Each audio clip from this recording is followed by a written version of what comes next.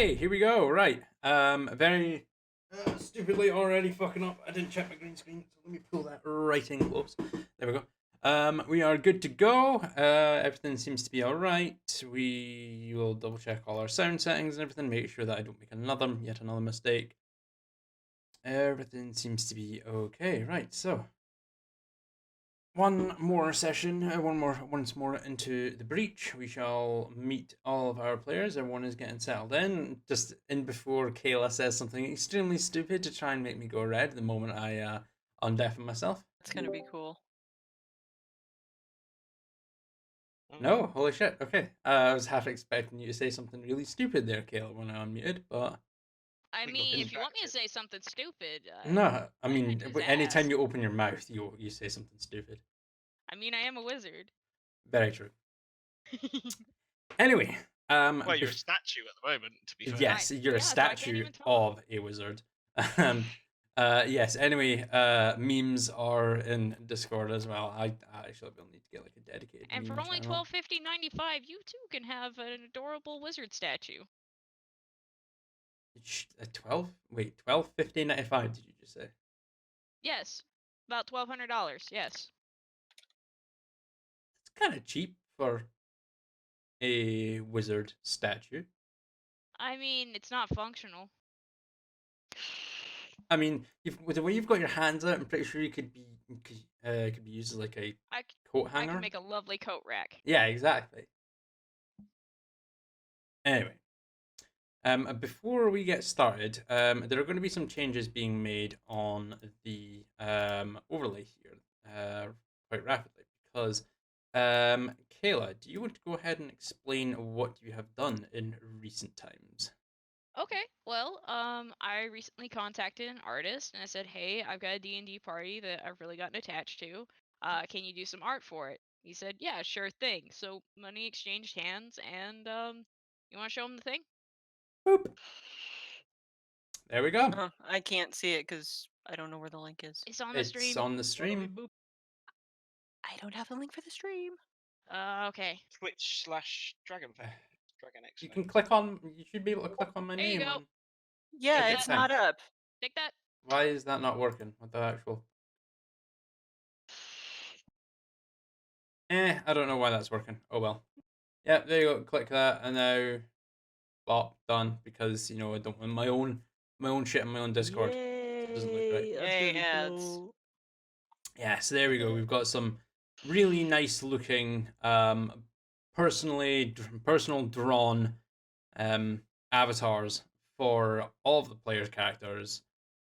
Who was it that you commissioned, Kayla? It was one of my. I got his info through one of my players in my Tuesday game. Mm-hmm. I don't have his socials at this time, so that's me dropping the ball on that. But it's please help. PLZHALP. He did amazing fucking work, and I may contact him in the future for more work. Well, there you go. Please help. No socials at the moment. If you could ping them to me when you get the opportunity. Yeah, I'll get him when he's online. Cool.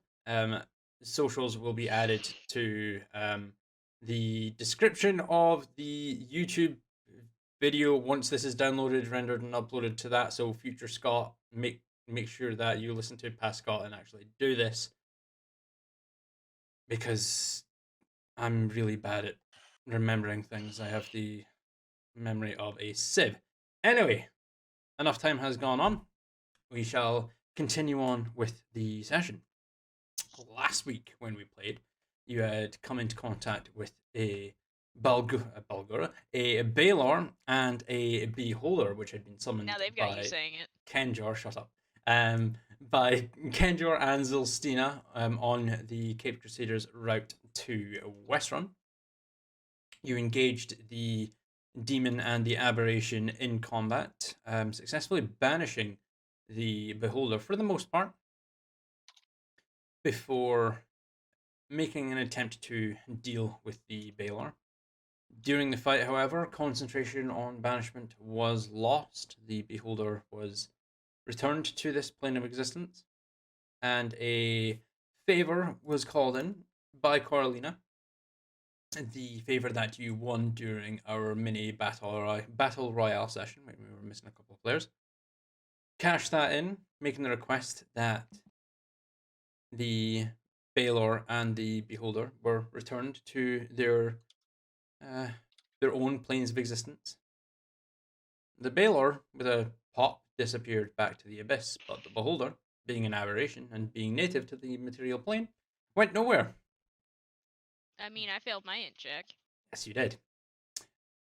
During the fight, several players were dropped to literally within an inch of their life, being at a 1 HP, and any lower than that would have been instant death. And another one of our players, unfortunately, was petrified, failing both for saving throws and turned to stone behind a tree. And that's where we're going to pick up. So you guys have managed to successfully slay the Beholder. The Baelor is no longer on this plane of existence. What do you guys want to do?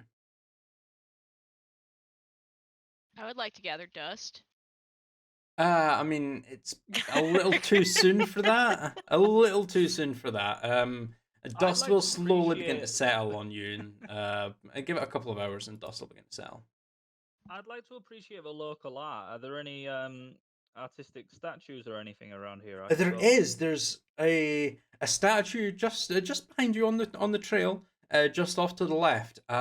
It's a almost photorealistic statue of Coralina that has been like almost materialized there on the side of the trail. Coralina herself is just fucking vanished. Who knows where she's gone? But there's this is a really uncanny statue of Coralina just off to the side. I've got a playing character. I know what this is, don't I? Yes, you know that this is actually Coralina. You saw her get struck by the beam. You saw her disappear behind this tree and not come out from behind it after being struck by one of the Beholder beams. And now there's a statue behind this tree. Said that's not what I said I'd do for, is it? No, I'm tearing apart this Beholder because it might turn into something undead, and I really don't want that. Oh, that's what you're wanting to do. Victor Yeah. Alice, please check on Coralina. I need to make sure this thing stays dead. I went to help Temple. Okay, yeah. Could both of you go ahead and actually, you know what? No, I'm not even gonna have you guys roll anything for this. Given the extent of your knowledge of the undead, you both start to hack into this Beholder. You rupture its eye even worse than it already is, cut off all its eye stalks, and chop up into. You want to eat? Oh, the Beholder, aye. Which one? The big one or one of the eye stalks? One of the eye stalks. Okay, go ahead and roll me a Constitution saving throw.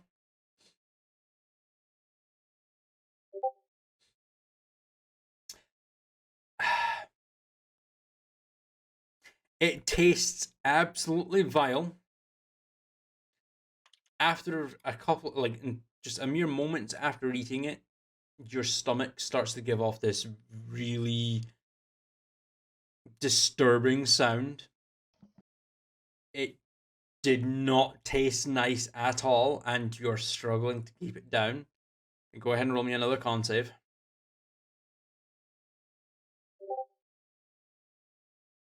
A few moments after you witness this temple for the first time ever, you watch as Neftari kind of has a look of shock on his face, turns to the river, and empties his stomach contents out into the river. Well, it was just a matter of time. He does have limits then. You never fail to I discuss also want to this. take an eyeball over to the statue of Coralina. Yes, Coralina. it's not a priority right now. I want to yell at the eyeball, fix it, fix it, fix it, fix it, fix it, and make it stare at the statue. And as you grab onto the eye stalk, you hold onto the root and kind of push the eye over one of the eye stalks to the statue of Coralina, and it does nothing. DM, do I know which of these eye stalks is the one with the petrification ray by any chance? Go ahead and roll me an intelligence check, please.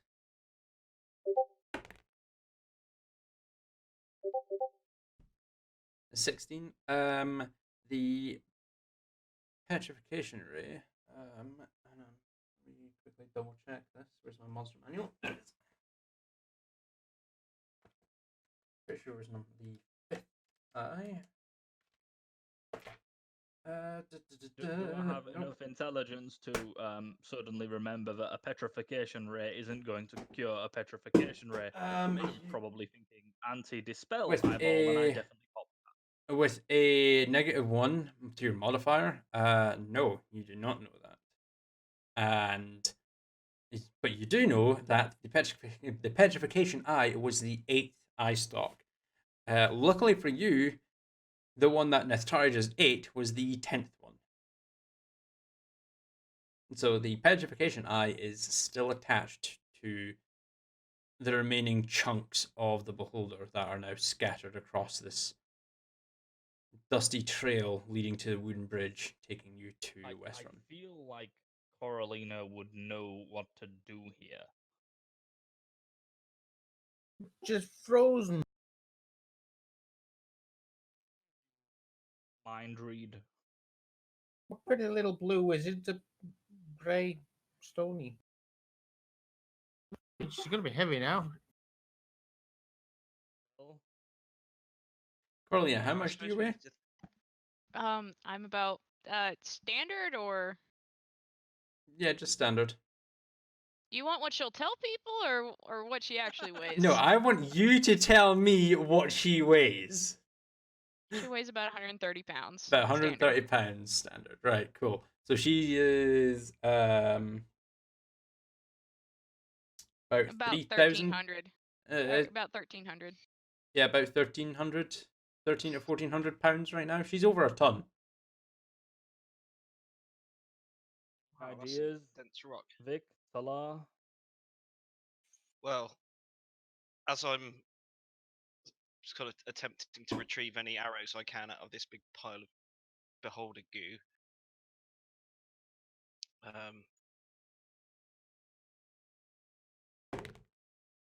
I don't while think you're I'm gonna be deciding, carrying I've her al- anywhere.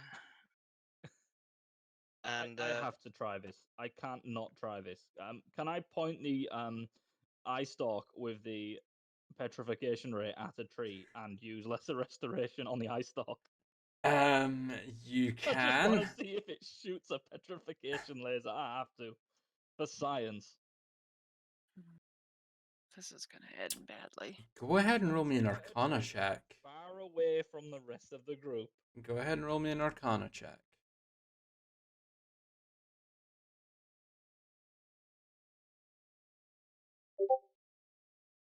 No. As you cast your lesser restoration, expend your spell slot, the eye, as you kind of point it in the direction, the eye just and drops from the stalk, the root of the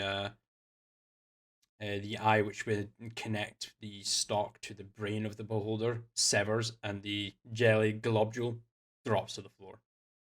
It lands on grass, so you can still pick it up. It's still intact, but it's no longer connected to the actual stalk. I'm going to boot one of these eyes as far as I can. The only eye that you're immediately next to at this present moment in time is the one that's just dropped to the floor. So, do you want to hit that one? Any of them, I'm just going to absolutely munt it. All right, cool. Go ahead and roll me a strength check. If you're saying anything, Evelyn, your mic's activating, but we cannot hear you. Sorry, I was pressing the button. Okay. 15. Yeah. Templar, are you trying to pick up the eye, by the way? What do you mean? The eye that just dropped to the floor, the petrification eye stalk that you just. If I've dropped it, I've dropped it. I'm not going to try and pick it up. All right, cool. Yeah. Well, with a disgusting splattering sound, you run up to this eye and toe punt the jelly globule that's on the floor. It erupts and absolutely coats your foot in viscous eye fluid. It reeks to the nine hells. Does not smell nice at all. But you've successfully punted this eye that is on the floor. Well, that happened. Talar, do you know if a dispel magic spell will work on Coralina? It's the only thing I could consider to do that I can do. I don't have any greater restoration. Out of character, is that something that she would know? I don't know. You have to go ahead and roll me an Arcana check. Okay.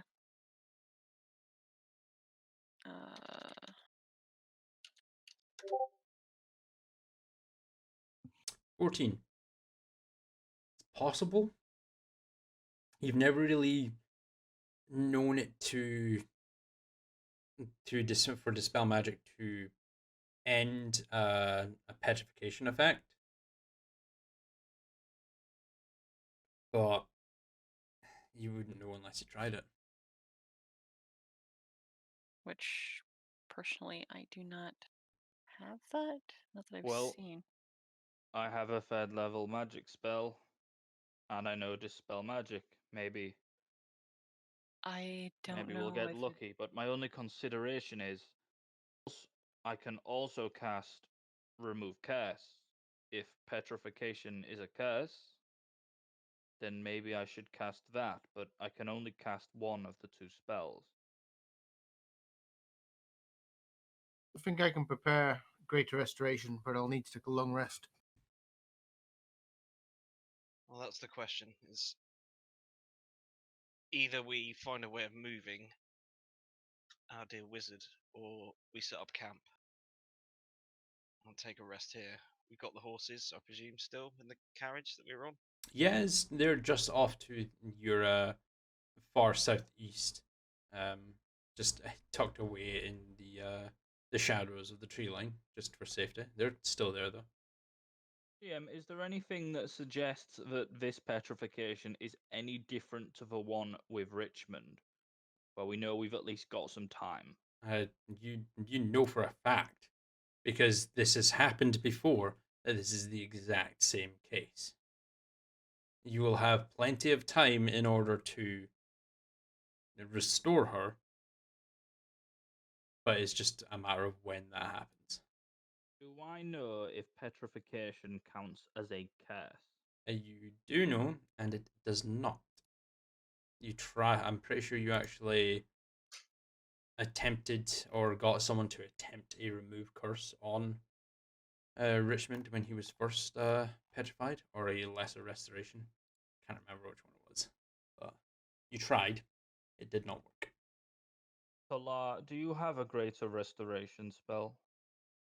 I do, but I'm incapable of using it right now. Try my dispel magic spell. If that doesn't work and we have no other ideas, I think we should make camp around this fabulous statue and wait till morning until you can use one and hope that it all goes well.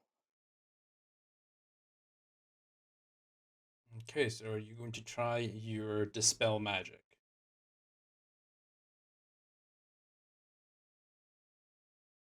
Didn't hear you if you said anything.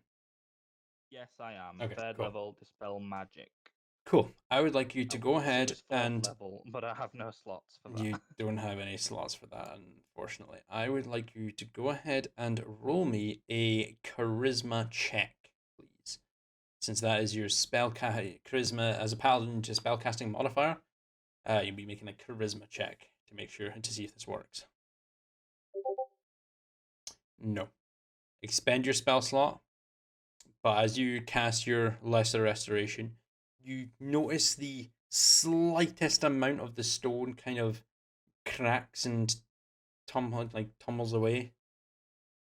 But if If I will give you guys, I will say this: if you'd rolled high enough, it would have worked. It is a magical effect. You didn't make the DC. Oh well, I tried, and I guess anyone else's magic within 120 feet just went down. Sorry about that. Can I use my 1 HP of lay on hands on Neftari? I feel quite bad for how beaten up he is. You may go ahead and That's all I've got do left. that. No, sorry, you recover 1 HP. I'm assuming he's looking fairly beat up at this point. Yeah, quite. After he shifted with his into his beast hide form, he did gain some temporary hit points. He looks quite sturdy, but he's battered, he's bruised, he's bleeding from several wounds. I will use my last second level spell slot for cure wounds on him. Okay, second level cure wounds. That would be 2d8 plus 4, please. I'll be right. It's barely a scratch. You regain 17 HP. Oh God, Oh, that was loud. thank you. That's all I can do. You're welcome. Does anyone else want a little bit of a nudge before we rest and heal the rest, just in case we're ambushed? I think I can take care of myself. I'm going to cast 3rd level cure wounds on myself. Okay. 3rd level cure wounds. That will be just a flat 3d8 for yourself, please. You regenerate 20 HP. Yes. What is your modifier as a ranger? I think it's wisdom. It is wisdom, yeah. I was Cast looking second if level. Talar would heal other people instead of herself, because it's what I do. What were you saying there, Nathari? I cast second level cure wounds on myself as well. Okay. So for yourself is 2d8 plus 2.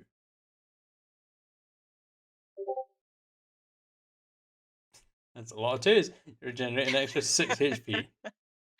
2 plus 2. Just in case we get woken in the night by monsters or anything. Okay. So what do you guys want to do now? I'm going to cast Lesser Restoration. We'll get all our healing out of the way, just in case we're ambushed. I guess I'll cast it on Talar. The cleric can't get all the healing, you know. The Lesser Restoration doesn't heal. Doesn't it? Nope. Okay.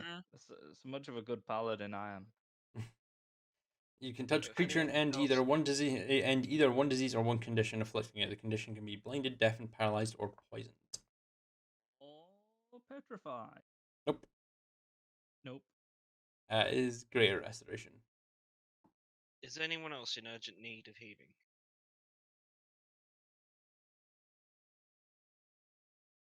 No? Anyone? Talar looks a little beat up, but she's steady for the moment. I don't think anybody's fighting fit. Like if if something big appeared, we could be in trouble. Well, Carolina Okay, is, I but will- she's a stagger. I'll cast 2nd level cure wounds on Talar. All right, yeah, go right ahead. It's another flat 2d8. 2d8. 7. And I will cast another one on Neftari. All right, go right ahead. Another 2d8. 9. That first one was on who You. again? Me? It was on you, On you, Tala. yeah.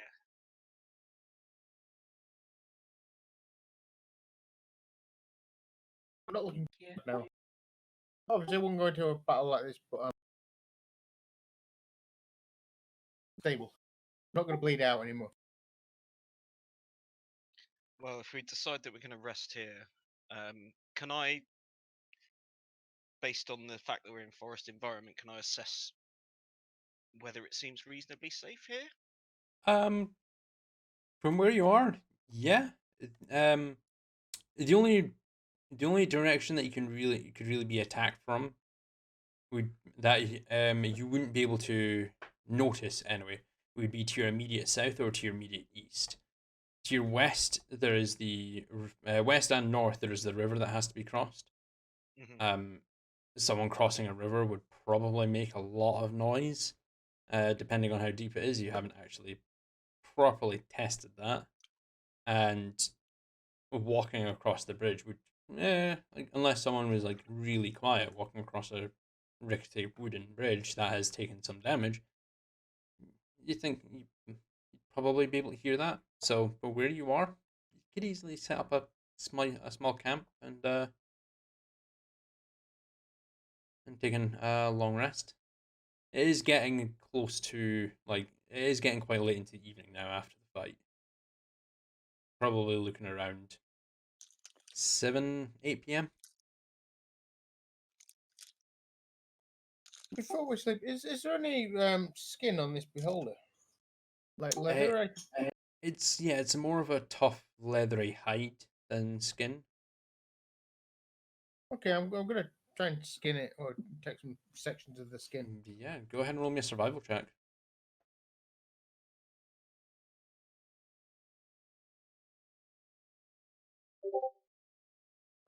16. Yeah, you managed to strip off several large sections that but weren't completely destroyed when you and Temple massacred the corpse of this beholder.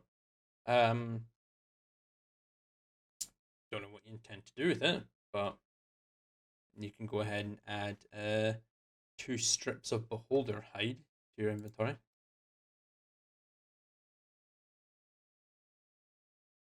So we all agreed that we're making camp and staying here. I think at this point it's our only option. I agree. She wanted to go dragging a statue around through the woods, which would look pretty daft. Yeah, tricky thing to do. Okay, I'm gonna go and get the cart, gather up the horses, and try and lead them a little bit into the forest, like near to the statue, and I'm gonna start gathering kind of general debris around and see if I can find some firewood and stuff like that. Yeah, go ahead and roll me a survival check. You know, this will be an advantage, given your background. Yeah, unnatural 20. Yeah, no, you're able to find. Managed to bring the horses around close enough to Coralina that you can see her. Um, don't know if you intend to move her at all. But I was thinking about maybe just giving a bit of camouflage from debris around the forest floor. okay, because sort of. Coralina was petrified on the west side of the trail. Actually, hold on. Let me quickly go ahead and do this. Just kind of swap you back over. Yay! Okay, so you can see where Coralina is on the trail. Essentially, the horse and cart was just over here, closer to the darkness, um, into the tree line. Coralina is petrified over here, just after this bend in the road. If you don't move her, you will probably either have to set up camp in a place where you can see her, or set up your camp around her, or as close Yeah, to her I'm as thinking possible. I'm gonna bring the horses and the cart over to nearby, Mm-hmm. but just do my best to kind of blend us in, even though I could try moving her if you'd like. we're under a tree, so we've got a bit of cover from Well, it's above. a So if no, that's just a stump. You'll see that there's no shadow. Like, these trees are all casting shadows onto the ground from the canopy. This is just a stump. There's no canopy here. Well, it's not like a stump, but it's an older kind of withered tree. I think if we all did it together, we could possibly move her. I mean, she only weighs like double what I do.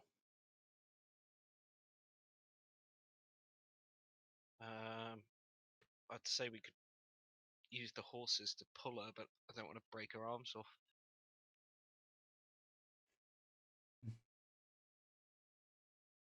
Let's have a go at moving her. I think so long as Okay. we put the armors back on before we unfreeze her, she'll be right. I wouldn't risk it. Yeah, I mean, you might not be right, and she might be. Okay, right. Who's going to make the attempt at moving Carolina across the road? I'm assuming you're going to be moving her like across the road into the shadows of the canopy. Yeah. Okay. I'm willing to help. If I mean, I would assume everybody would pitch in for Take this a corner. because I mean, let's take a quick look here. Okay, so based off of character sheets, if Victorious, Temple, and Talar, if the three of you work together, since you're the only three that has a plus modifier to your strength, if the three of you work together, you might be able to move her. I mean, regardless of how much you can have how strong you are, she currently weighs over a ton. This is going to be pretty fucking difficult to do. I'm hoping Temple can take most of the weight. Alright, so I you am pretty strong. you are, but you're all going to try this, yeah? Mm-hmm. Okay, right. Nobody roll a 1. Let me see I'm here. going to grab her by the shoulders. What I want everyone to do here actually is I would like to just hold here a second. I need a fucking notepad. Where's my notepad gone? look, we're making the DM work. You make me work on a regular basis, actually. I don't know where my usual notepad's gone. This one here instead. Right, so Victorious is a 480. Temple, you are 1500. Damn. And Talar, you are at 420. That's 8, that's 900, that's 2400 in total. Right. Double check something else here. Because I'm having to do maths. Because everyone loves doing basic mathematics when you're trying to play a fucking D&D game. Let's see here. Stand back, he's attempting math. I can actually do math pretty well, thank you very much. Finding the calculations that I need. So it increases by a factor of 10.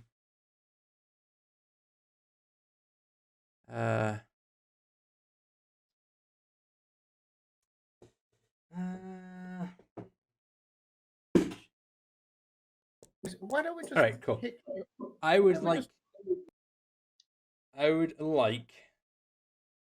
Talar and Victorious to roll me strength checks at disadvantage.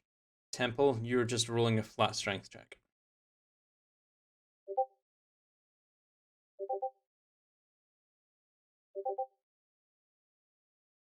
I mean, we could always hitch the statue to the horses. Okay, so Victorious, surprisingly, you're actually able to maintain, like, after you kind of like each pick a section of Carolina to grab onto to try and lift her and move her over, you're actually faring okay with the weight that you're now lifting.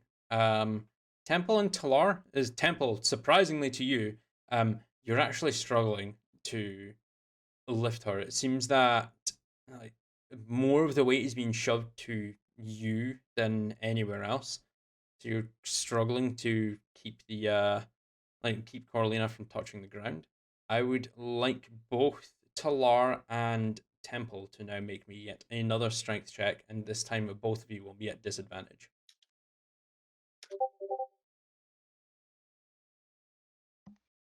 Oh my fucking god!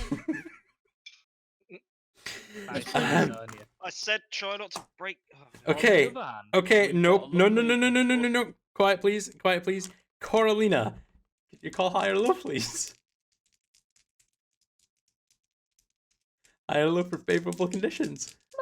I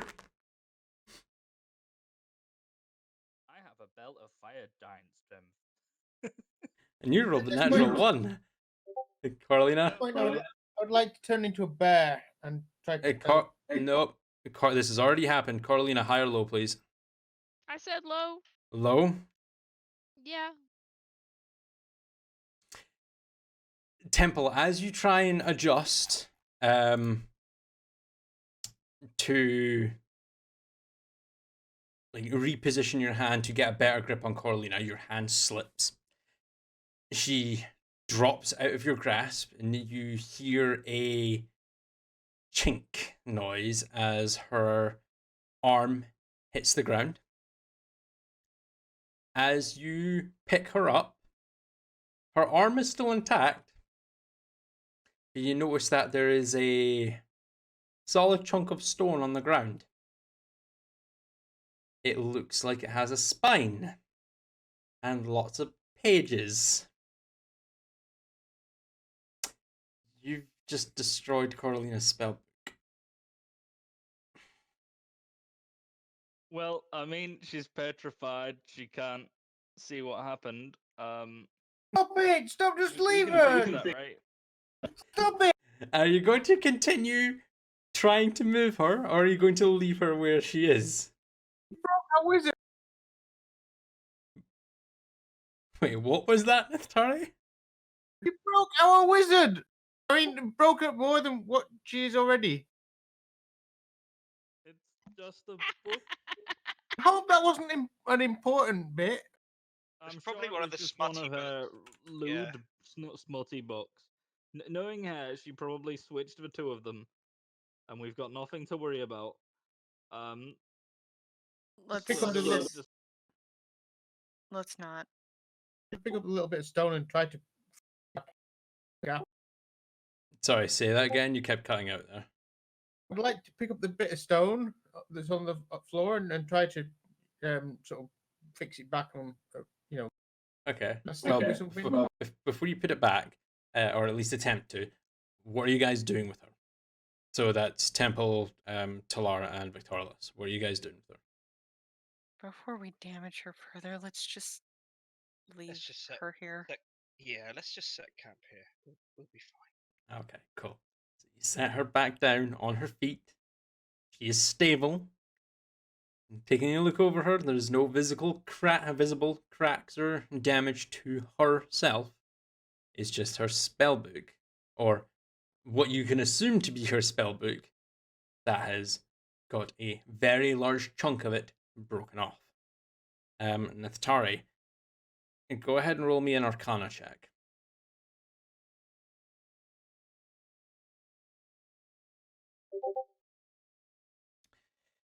10. Okay. You know that when it comes to petrification,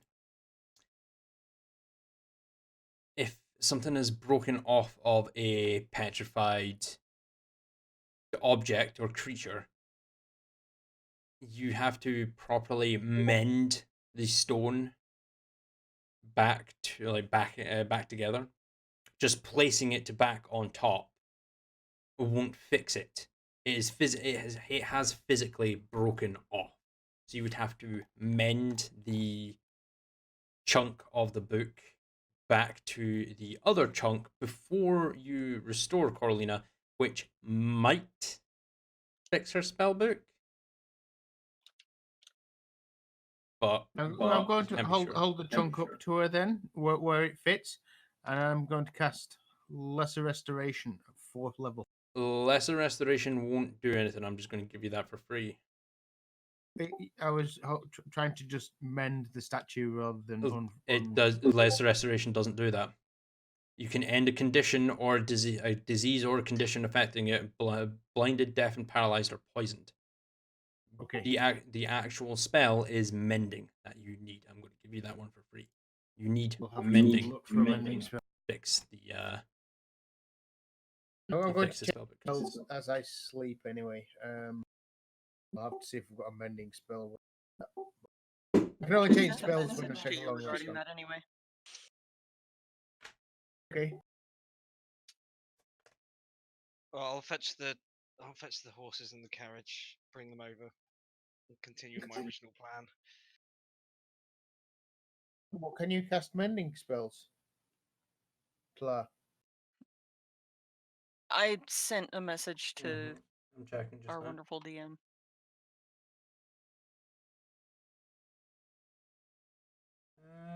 Do you think a healing spell would work on this bit of stone? I don't think so. When you accidentally castrate the wizard. Let's see. I'm not sure if you can actually. I have to carefully inspect the statue for other chips and cracks and things. Well, I mean, technically, yes. You can change your list of prepared spells when you finish a long rest. Preparing a new list of cleric spells requires time spent in prayer and meditation, at least 1 minute per spell level for each spell on your list. It's cantrips are technically spells, so I mean, yes, I would say you could. I mean, the spells are available to you. They're your magical abilities bestowed to you by your goddess, so I would say that you could switch out your cantrip if you want to. Okay. So once we get to the point of a long rest, I'll probably do that then. Okay. Now, what was it you guys were wanting to do? Sorry, while I was checking that in the PHP. I'm going to carefully inspect the statue for other cracks and chips and things. Okay. Go ahead and roll me an investigation check. And for the sake of shenanigans, I'm going to ask: are you getting hands-on with this? Oh yeah. Oh no. God. Oh. Yeah, I knew you were going to fucking say yes to that. God damn it, I hate each and every one of you. Okay. 15. Yeah, you managed to go over Coralina. From what you can tell, there is a what looks to be a hairline fracture going across the back of her wrist. Like it doesn't. It's not even really a fracture. It's more like a chip, like a very thin chip, where her wrist would have hit the floor after being dropped. Tiny little chunk of the rocks come off. You can assume that she's probably going to have a scar running across her right wrist. Like when she gets restored. Probably not going to be able to fix that. But other than that, doesn't seem to be any other cracks or chips or damage or anything to her stone form. If he's deciding to run over certain areas, Talar's probably going to reach out and smack his hand with her tail. I mean, that is down to the attorney. Are you going to be reaching out and inspecting certain areas of Coralina? Oh come on! I think we all know Neftari well enough. Yes, we do. So the answer to that is Okay, yes, so- he is. So as he does so, she is going to reach out and smack him like with the tip of her tail, like Just- a whiplash. Yeah, Yeah. there's a sudden sharp pain to the back of your hand, Neftari, as you inspect Coralina. As you turn around, Talar is just kind of glaring at you. Best to avoid those areas during your inspection if you don't want to be, I don't know, stabbed in your sleep, maybe? I'm just making sure that we get her all back. You know. She's still her. Respect her at least a little bit, please. Okay, there's a crack on the wrist. Will you be able to do a mending spell? I'll be able to prepare a greater restoration. I'll have to see what I can do after our long rest. Do it the other way around if you want. I can prepare mending. I can prepare both. Hell, I don't need to talk to plants anymore. That spell was absolutely useless. Well, I should just keep my voice down because the trees might still be able to hear me. I can't prepare either until after I've had a chance to rest and meditate. Yeah, we should rest and eat. And you keep your hands off of her. Well, feel free to inspect yourself. She's quite pretty, actually. At least I can inspect without, Using your hands. touching.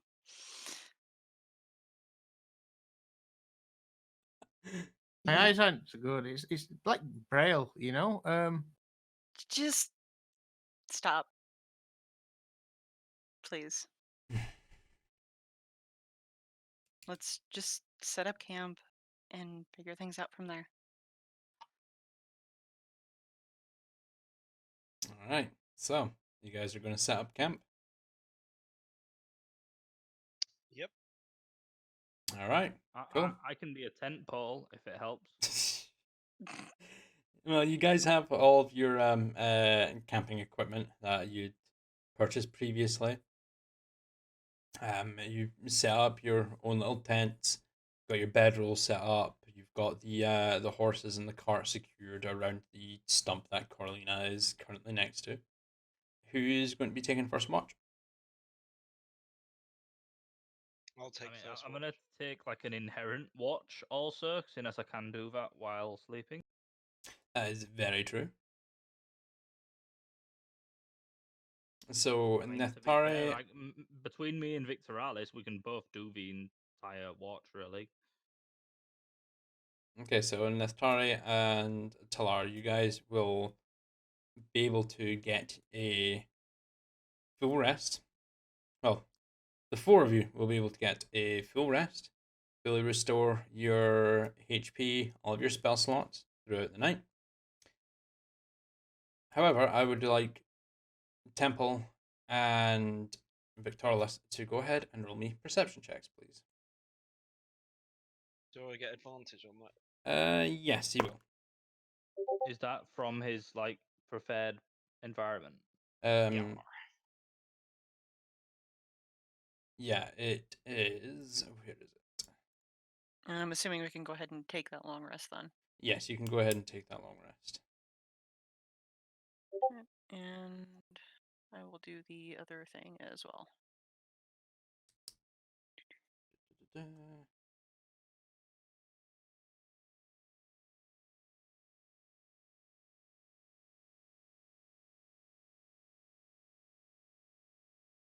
Hold on, actually.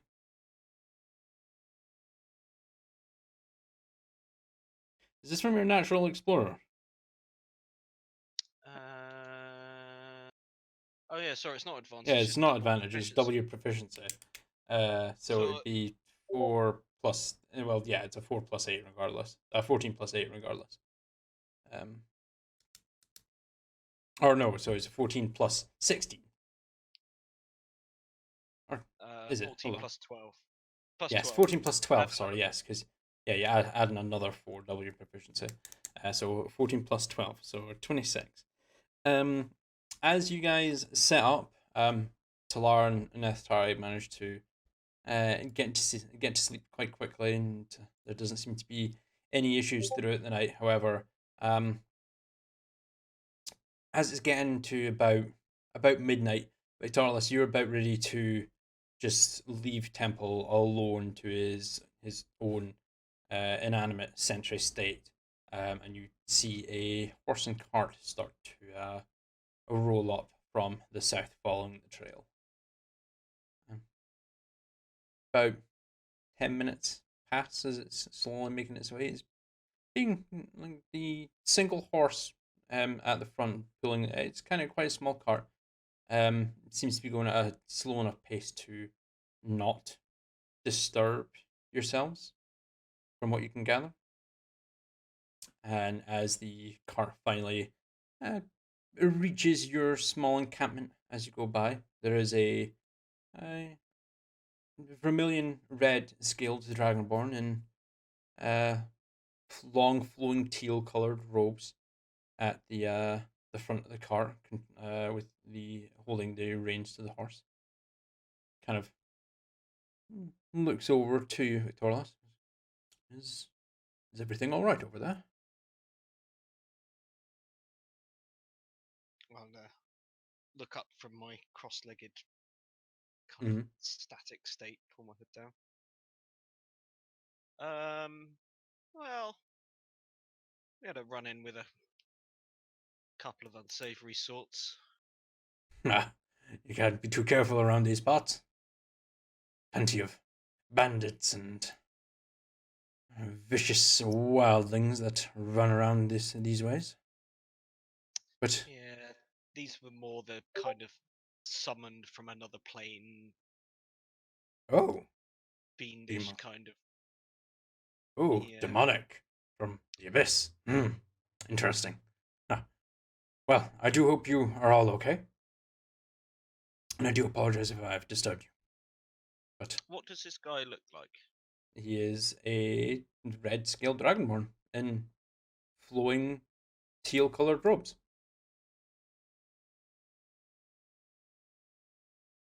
Anything distinctive about his cart or anything?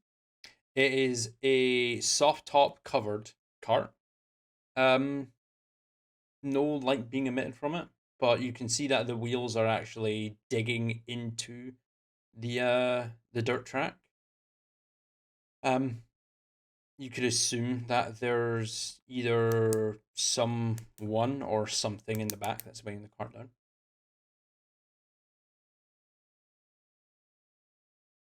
Where are you headed, friend?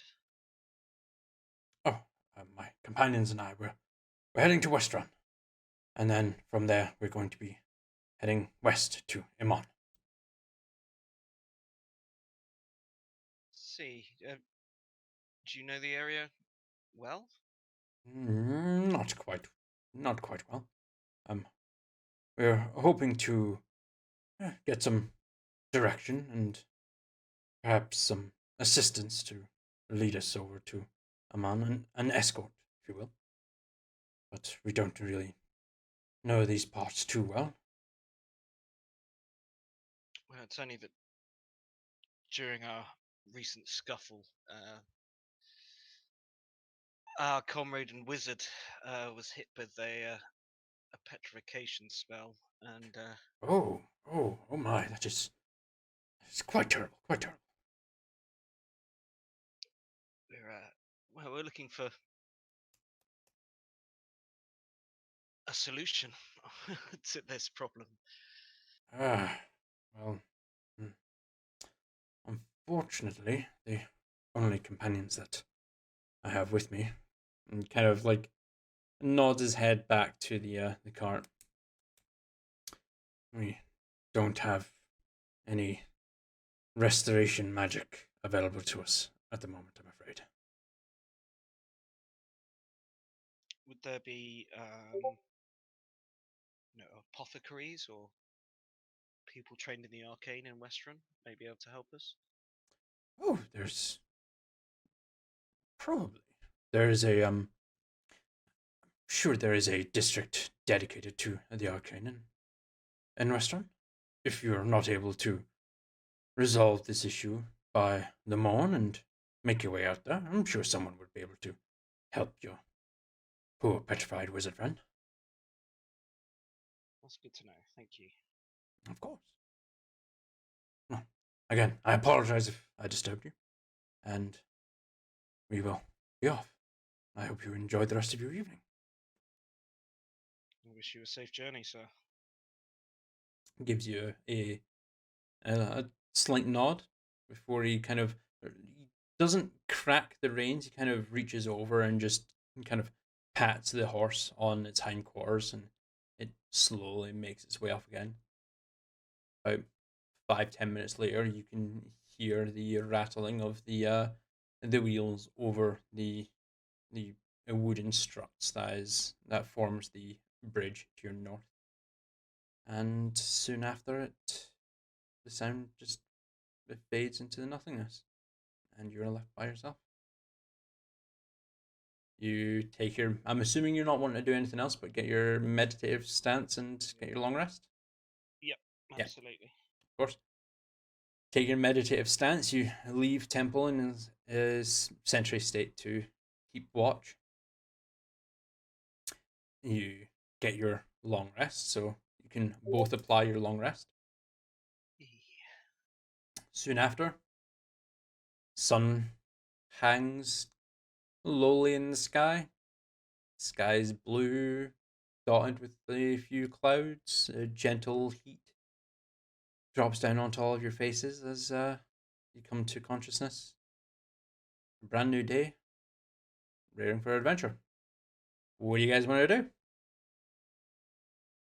As Talara's waking up, she's going to sit up and put herself into a short meditative stance and acquire the mending cantrip. Mm-hmm. Well, you would have done that during your long rest. Yeah. So You were saying after, and she has to do like a meditative thing, so that's well, kind of it's what I was done. trying to It's say. done during a long rest. So, well, But yeah, you've got all of your updated spells and stuff. So hmm what are you guys doing? so I'm when gonna go off and she's hunt for some breakfast while this is going on. while he's hunting, she's going to stand up and walk over to Corlina and pick up Mm-hmm. the broken spell book, Mm-hmm. and she's going to, kind of look at it and figure out where the crack lines are and whatnot, and try to position it into a proper position where it lines up as Mm-hmm. perfectly. Get it? And I would like to have her attempt the mending spell. All right. Yeah. Let me just double check the description of mending. The spell repairs a single break or tear in an object you touch, such as a broken chain link, two halves of a broken key, a torn cloak, or a leaking wineskin. As long as the break or tear is no larger than 1 foot in any dimension, you mend it, leaving no traces of the former damage. The spell can physically repair a magic item or construct, but the spell can't restore magic to such an object. So yeah, you line up the chunk of the spellbook as best you can. Looks to fit like, as flush as you can. As you kind of hold onto it and kind of look around, you just see that very thin line that is the crack, that thin line where you can see where the two halves have split that you can't physically um get rid of. It's basically a scar in the stone. You won't be able to get rid of that, but as you cast your mending, it seems that it seems to have worked. The chunk of the stone kind of bleeds in and stays solid. She carefully takes her hand away, touches it, and makes sure it's not gonna fall off. Uh-huh. Yeah, no, you just kind of poke it. Coralina's form just shifts slightly with the book before coming to a resting position. It seems to have done the job. And do I have to wait any amount of time before doing another one, or No, you're not in combat here, so you can go ahead and okay? cast another spell if you choose to. Okay. Um, remembering what Natari said about a crack on her wrist, she's going to stand up and look at both wrists and see which one it is. Mhm. And would she be able to find that Yeah, second crack around her wrist? and yeah, it's just on the back of her right wrist. It's a very small, you see a very small and thin fissure that's just running along across the back of her wrist. I would like to have her do mending along that crack as well, Okay. as best as she can get that healed. Yeah. Okay. You do so. You mend that, and you see the fissure just slowly, like, kind of bleeding together, and the crack just fills in. Seems to be absolutely fine.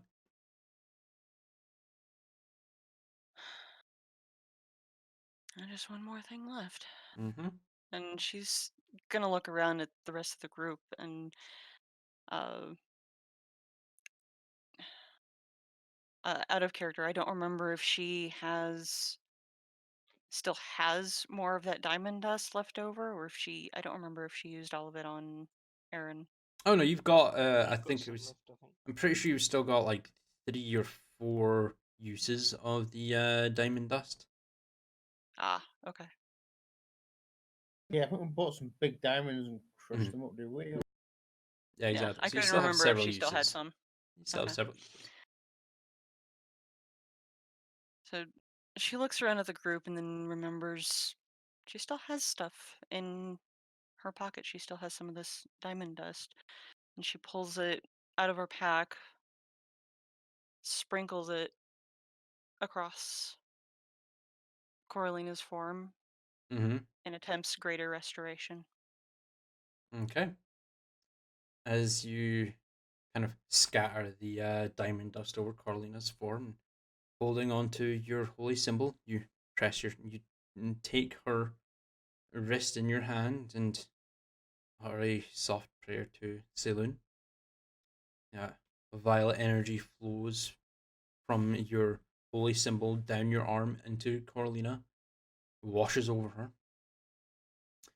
and slowly you can see the kind of chalk white color that was Coralina's stone form slowly fade to like a very pale, very pale blue. Her features coming back into form before the petrification completely dispels. Talar, I'd like you to go ahead and roll me a dex save, please. As uh, Carolina, as the world in in an this will be fun. instant. What level were you casting that, by the way, again, Carolina? I can't remember. I think it was.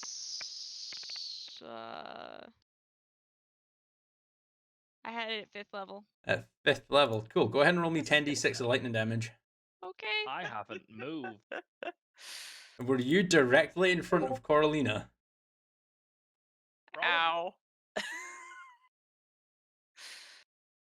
Because if you were directly in front of Carolina, I'll need you to roll a dex save as well. Because as you caught unaware, Carolina's before she was fully petrified, she was in the process of casting a lightning bolt spell at 5th level. She was, as per the ruling of petrification, you are just in a suspended state of animation. So you don't age, you don't require food or water or air or anything like that. Anything that you were doing when you were petrified, you continue to do when you are no longer petrified, be that the next day or 100 years down the line. So, as Carolina, as in a blink of an eye, you are no longer about to unleash this fully charged lightning bolt spell at the beholder that just hit you with some strange beam, and you start to feel quite lethargic. Talar is immediately in front of you as you let loose the lightning bolt. Talar, you take 41 points of lightning damage as you take a lightning bolt to the face. In response to this, all anybody would see is her get blasted in the face with this bright light, and she gets thrown back several feet and lands on her back. Yeah, Carolina, you're no longer petrified. Spellbook is still open. Hand is still out, right? Yep. You're Why kind were of just. you in front of me? She's groaning as she's trying to roll over, going, "You were petrified, and I was trying to bring you back. Apparently, it worked." hell? She's rubbing her face where there's this giant burn right between her eyes. Okay, I thought I was going to do the greater restoration spell. No, I didn't. You're welcome. Welcome back, Carolina. Is my name a challenge? Yeah, I keep pronouncing it wrong, don't I? Carolina? Yeah, the second time, yeah. Yeah, I mean, sorry. if you're having problems and everything, you can just shorten it if you want. You've done the same with Vic, so I guess. I've never known anyone called Carolina, but I've known a few people called Carolina. So that's why it keeps rolling off the tongue, I think. Fair enough. She gives a little shrug. Cora's fine. Call you Cora. Pet names. Victorious. While that's all going down, Yes. can you first go ahead and roll me a survival check, please? And this will be a double proficiency, so a plus. It'll be a +8. So add 4 to that. So yeah, 25. You actually managed to in the short forest that you venture into, you actually managed to find a decent sized buck that you are able to track down. I'll just have you go ahead and roll a single attack against it. Let's see if you're actually able to take down this this deer that you've been hunting for the last few minutes. Logbow? Well, I'm not going to get very far with a logbow. Logbow, no, you're not. 16 for 13 damage. Yeah, no, you like with a single well placed arrow, you managed to drop the drop this buck. Like looking over it, like you're no hunter, but it's kind of like with the time that you spent hunting with your mother, second habit, say 15 pointer. It's not bad. It's not bad. As you kind of heft it over your shoulders and get ready to take it back to camp, so you can deal with it and like skin it, gut it, and prep it for food. You hear a large boom of like just almost like a strike of lightning back to your west, to where you came from. Almost sounds like it's a camp. Oh, shit. Right, I'm going to hoist this thing over my shoulders as best I can and make pace. Yeah, you make your way back. Takes you a little bit longer because you've now got the full weight of this buck on your shoulders, but you make your way back, and as you emerge from the tree line, you see Talar kind of groaning on the floor, her hand up to her snout, just rubbing her face. Cora just kind of standing there with her spellbook in one hand, right hand kind of outstretched, kind of just looking around, kind of concerned. They seem to be all right, well, for the most part. But there's no immediate threat that you can detect. I was come dashing up, out of breath with this thing hauled over my shoulders. Is everyone okay? What's going on? I just took a lightning bolt to the face, that's all. I'm fine. Oh, that must be nice to see you back, Carolina.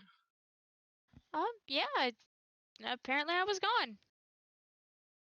Yeah. Are you okay? Because a bit kind of broke off. What now? You may want to check your smutty books. Those? Okay, one, I don't have those. Would you like me to roll Deception check. Everyone who does not believe her can roll insight.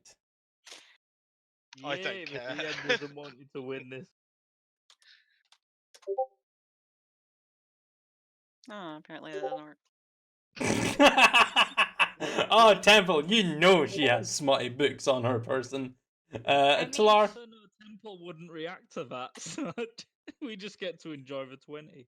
Talar, you you've seen the you caught a glimpse of a couple of books that she was looking over when you were dealing with the fence at the class HQ.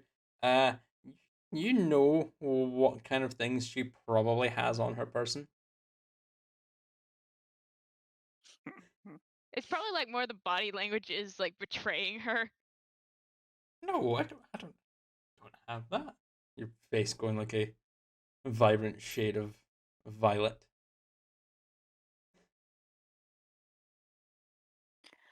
While this is all going on, I'd like to cast 4th level Cure Wounds on myself. Yeah, no problem. Cure wounds. 4th level is 4d8 plus 4. So wait, what happened while I was Talar, out? hang on. What? Why are you healing yourself? We've only just woken up. That was kind of my fault. I'm sorry. Because I brought her out of the petrification, and apparently she had a spell already ready, and it blasted me in the face. Don't sneak up on a And wizard. she moves her hand, and there's this huge black and red spot on her forehead. Okay, well, given that we've got a long way to go and we don't know what we're going to face, how about you save your spells? And I'm going to drop the carcass to the floor gently. Mm-hmm. Walk over, lean down, and I'll cast 3rd level Cure Wounds. Okay. All right. Victor, let's go ahead and roll me 3d8. 16. The mark is visibly reduced. It doesn't hurt as much. You still have a thumping headache. But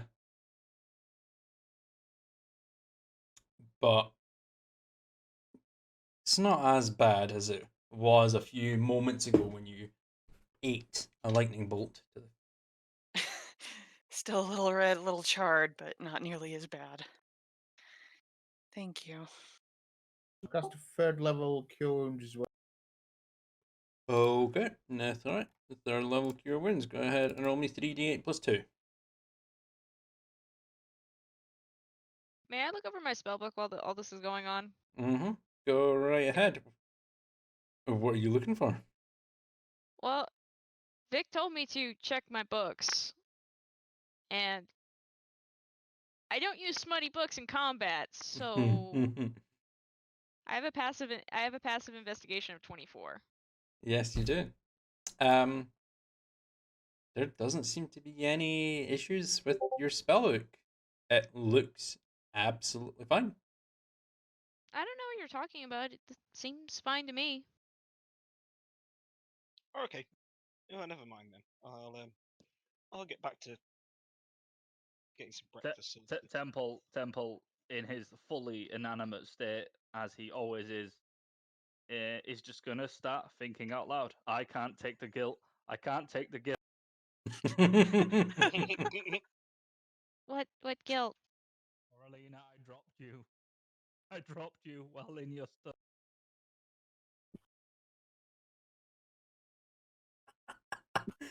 Dropped you and your spellbook broke. If not for Talar's incredible mending powers, you would be but mortal. You mean you almost arcanely castrated me? I did. Now, Corleone, can you go ahead and just roll me a flat intelligence check, please?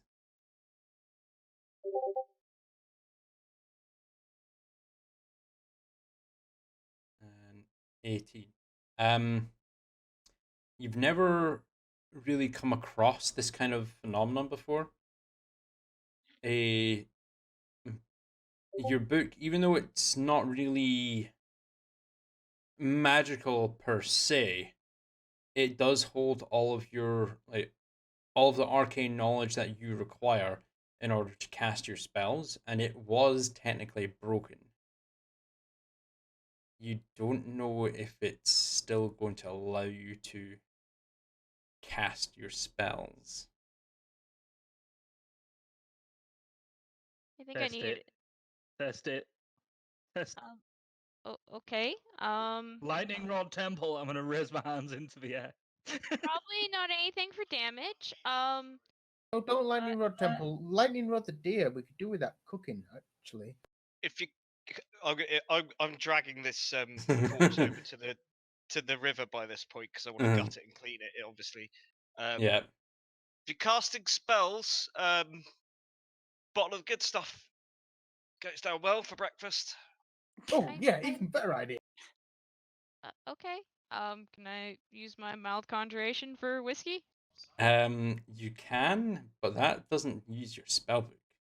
It does not. So It's I'll do it. I'll do it anyway. you'll do it just to have anyway, it yeah. there. But you know This that doesn't necessarily require any, forethought from me, by the way. I kind of just do this. Good, we appreciate it. I'll start cutting into the hide of this thing. Mm-hmm. Go ahead and roll me a survival check.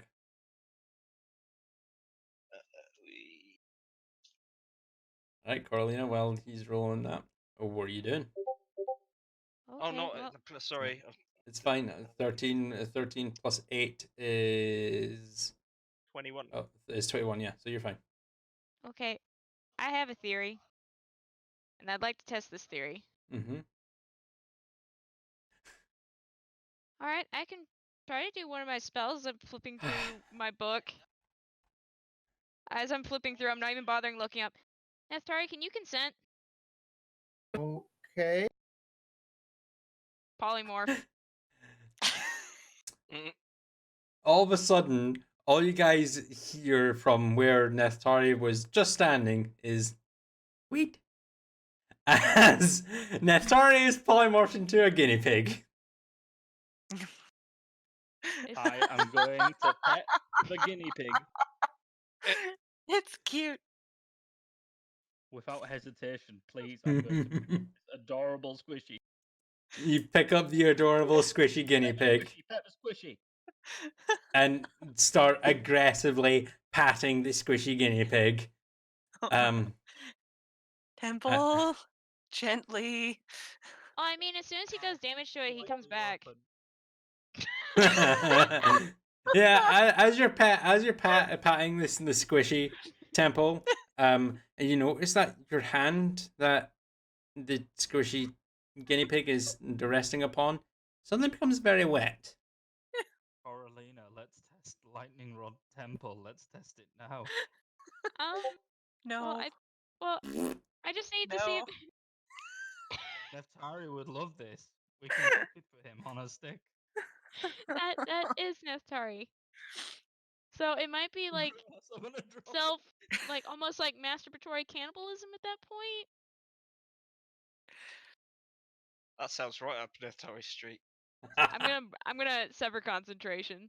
All right, cool. You break your concentration, and Neftari, you like kind of just suddenly grow in size. The world grows around you, and kind of like I'm still holding Neftari. yes, suddenly like Scooby Doo with Shaggy, you're now currently holding Neftari in your arms. Neftari, you're kind of like you suddenly have your arms around Temple's neck, just. Heroic pose. Well, I mean, so magic still works there. But I might need to invest in a spare. Or two. What? A spare spellbook? Most wizards have spares. I just have never had the need to. I have not put down Neftari. You didn't need to turn me back into myself until we'd had a bit of the whiskey and the venison. It goes much further when you. Well, that's the last time I can do that. Would you like some alcohol, Neftari? Yep, I turn myself into a guinea pig and go over towards the bottle of whiskey. Talar's going to be getting up and wandering over to the river to kind of wash her wound off as she's giggling at this. Okay. Guinea pig like a baby in a bottle. Yes. Basically, yes. All right. So, So is he actually a fuzzier guinea? Is he actually like furrier than standard? yeah, guinea? he's his fur as a guinea pig is slightly longer than a normal guinea pig. When Neftari takes the guinea pig form, He's just a little ball of fur. he's basically a ball of fluff. Adam, with your 21, Mhm. you are able to bleed, gut, and clean the Guinea the pig. buck. You manage to skin it quite efficiently, and you now have several steaks, essentially, of yes, exactly, several Yeah. steaks of uh, venison that you can now pass around the party to munch. And yes, that is definitely Neftari. Cool. The I'll, guinea uh, pig has a steak that's the same size as the guinea pig. And the happiest guinea pig that ever.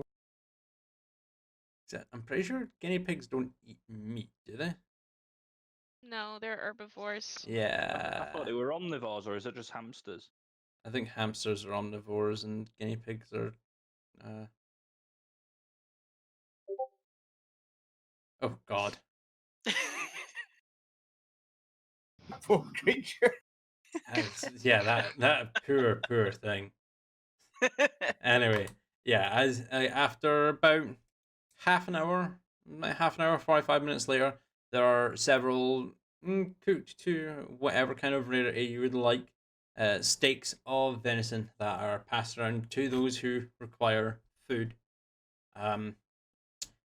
It slowly dawns on everyone.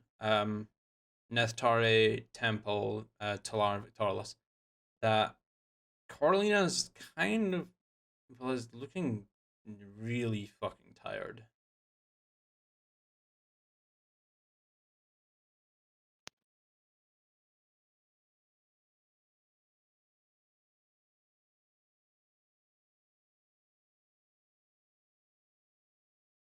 Hmm. Something tells me You we look really should tired. stay an extra I day. feel it. It's terrible.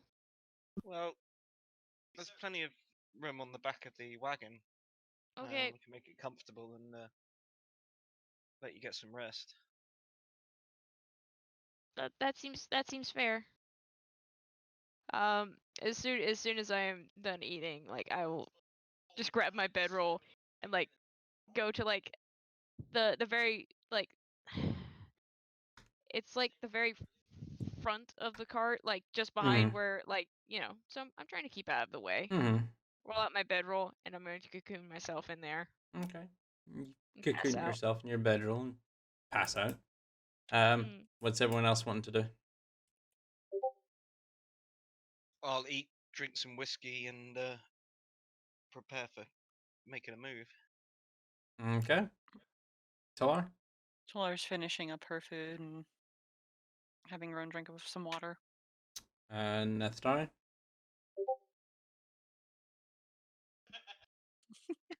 Running around being Tiny little wheat. Okay. And Temple, what do you want to do since you don't have the need to eat or Does he even drink? maintain a straight line? Pursue guinea pig. If catch guinea pig, pet guinea pig. Cool. Go ahead and roll me. What will this be? Go ahead and roll me an athletics check. And sorry, I just want you to go ahead and roll me a flat d20. You need to roll a natural 20 to avoid being picked. No. As you're kind of weeting about trying to avoid the hulking form that is Temple above you, you suddenly feel his large fingers wrap around your small guinea pig form and pick you up and start aggressively patting you. I will pet him and love him and call him George. I don't think Neftari would mind this too bad. I think he quite enjoys being the guinea pig. This is payoff from like episode 3. Yeah.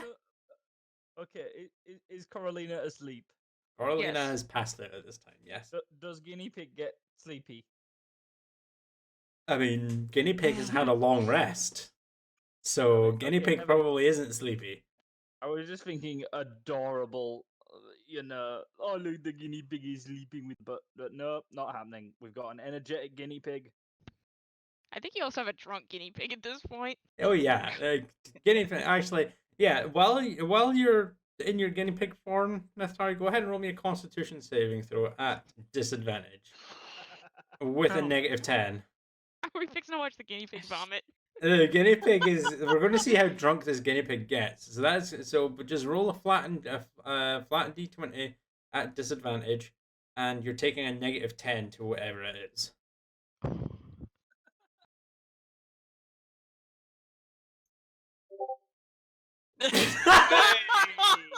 -9. Woo! Wow. Ah, sweet. So what's that about a sleepy guinea pig? Yeah, no, yeah. The guinea pig. After as you're aggressively patting the guinea pig, Temple, you kind of realize that drunk guinea pig is now a passed out guinea pig. This is great because you see, I can use You've gotten lesser really quiet. restoration. This is great because I can use lesser restoration without doing anything. I'm already holding the guinea pig. I wish to cure the drunkenness of the guinea pig. All right. Yeah, you can cast your lesser restoration, expend your spell slot to do so. The guinea pig's still passed out.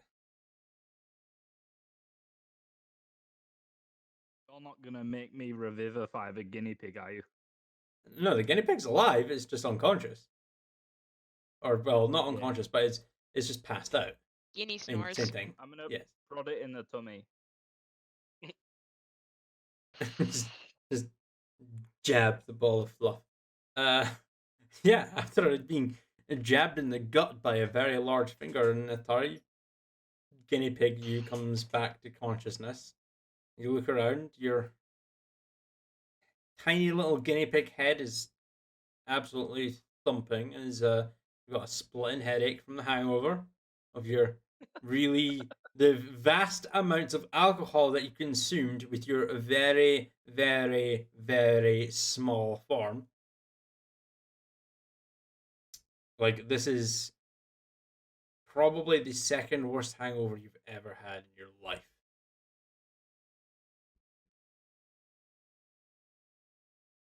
Put guinea pig on shoulder. Okay. What are you doing there, Tony? Trying to hide. Trying to get in somebody's pocket or something. All right. You know, Go ahead and roll me a dex check. Actually, it'll just be a flat d20 for this. No advantage, no disadvantage. A flat d20. 4. Temple So in that there. pocket. Temple does Guinea not pig have is mighty pockets. mo. This little guinea pig trying to run away while Temple's just holding on to it, and it's going. Ah! You do manage to get a loose of Temple's fingers. You soar majestically through the air for about a foot before you go. There's a soft, and Victorious, you feel something slightly heavy drop into like one of the pouches that's set up on your cloak. A little bit heavier. You look down and there's just this curled up ball of fur in a pocket, basically. As Aw. Natari manages to jump and land in your pocket.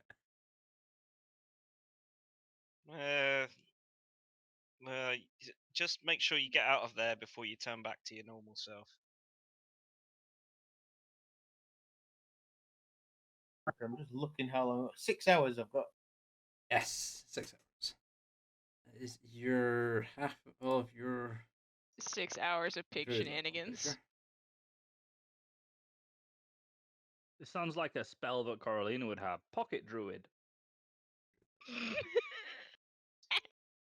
Is that a druid in your pocket? Or I just I choose you, Neftari. Oh my god. All right. So, what's the plan now? Sleep. I'm Yeah, loading up. Get ready to go. I'll hitch myself up on the front and get the horses sorted, ready to make a move. Oh, well, this is Victoralis and packing everything up. Mhm. I imagine a guinea pig probably has a faster metabolism than a Neftari, so I'm going to remain as a guinea pig to hopefully sleep off the hangover more Mhm. quickly than it would take for him to. Yeah, get yeah, back. no problem. You can do that without any issues. And Temple, what you want to do? Nothing in particular. All right. So it takes you guys about 15, 20 minutes to clear everything up, break down tents, pack up bedroll, put out a campfire, shift the horse and the cart back onto the road. In about 15 minutes, you manage to set off and make your way to the northwest, following the road back up, heading to WestRuun. Carlina, at this point, you will get your long rest. Okay. And Neftari, you will drop your wild shape and return to yourself. So, for the sake of brevity, we'll say that you managed to hop out of Victorlus's pocket and head to the back of the cart to I mean, Vic change has a back. decent sense of time, right? He's like, all right, it's been about 6 hours. All right, out of my pocket. Just out, chuck. Get out, vermin! Just rat, a furry rat. Throw over shoulder. But yeah, now you revert back to your normal form. It's only the shoulder. It goes into the cart, right? Yes. Yeah. And several hours pass. Are you wanting to continue straight through to WestRuun, or are you wanting to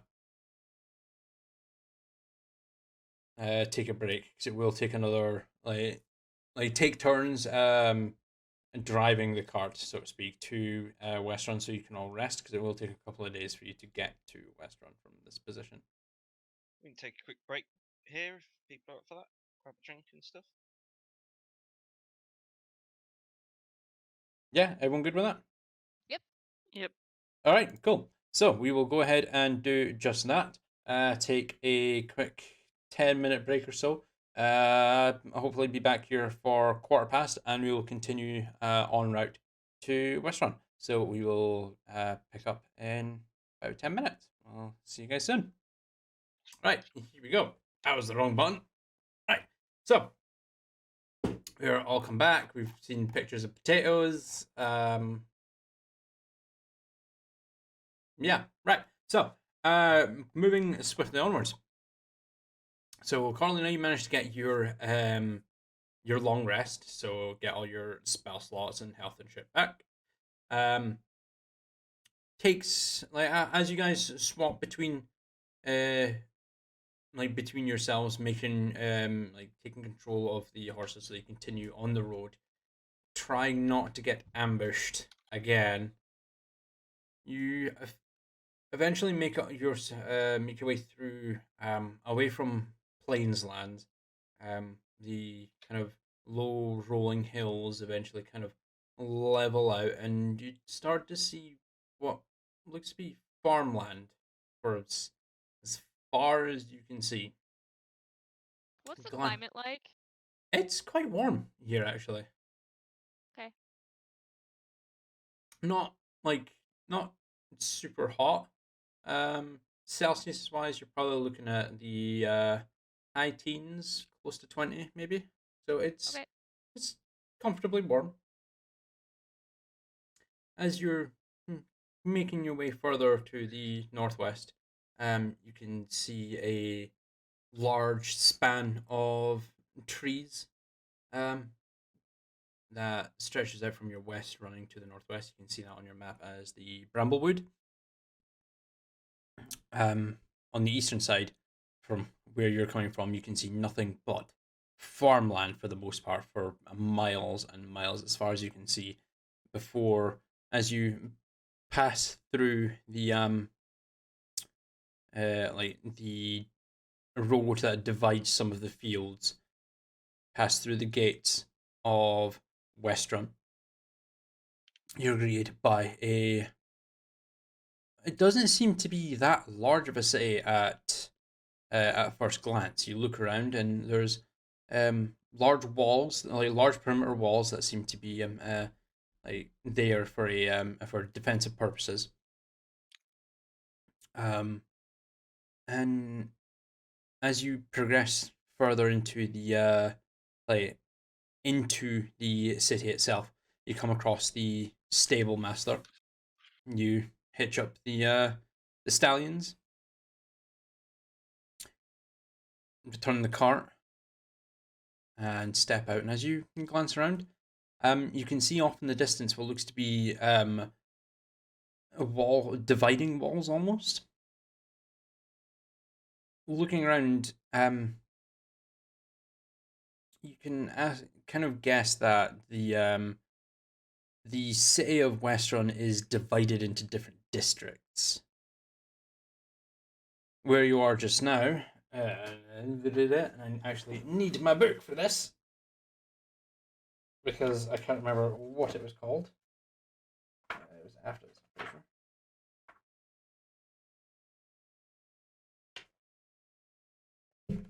Yes, there we go.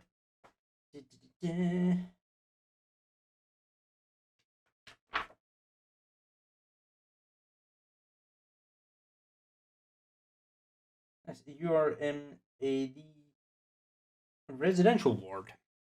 So essentially, it's divided into 4 different quadrants.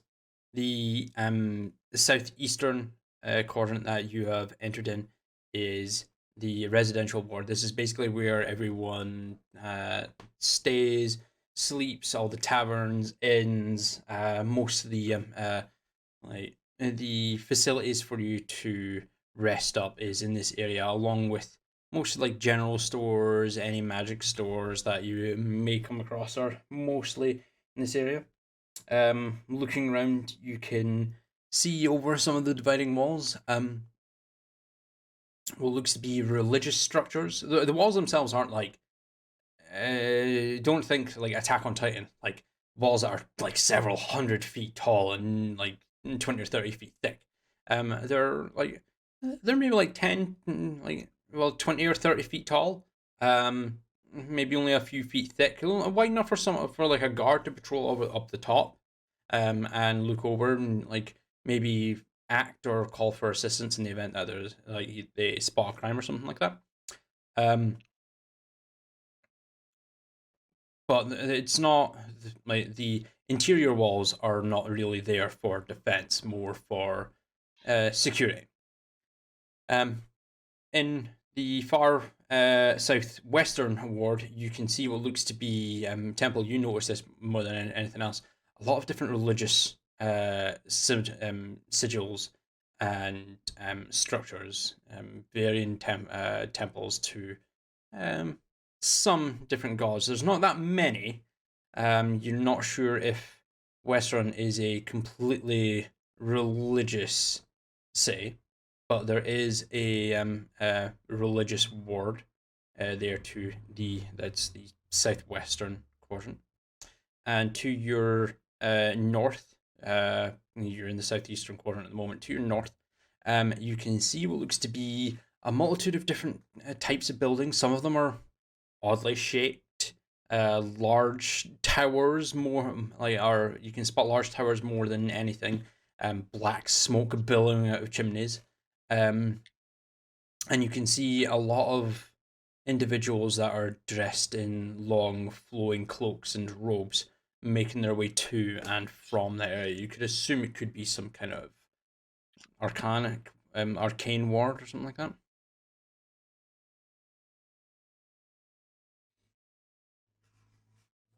Well, I think we're here. I'd certainly like to visit those temples if we could keep that on our agenda at some point, even As if would just I. by myself. When Let's one get the sees walls like that, you have to wonder whether it's for keeping people out or keeping people in.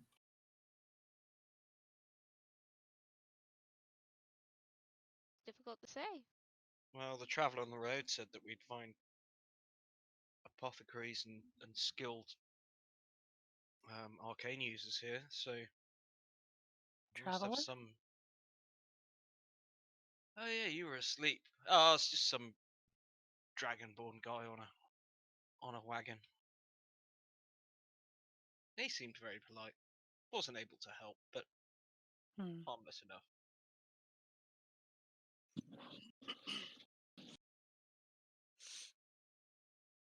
I have interest in the temples as well.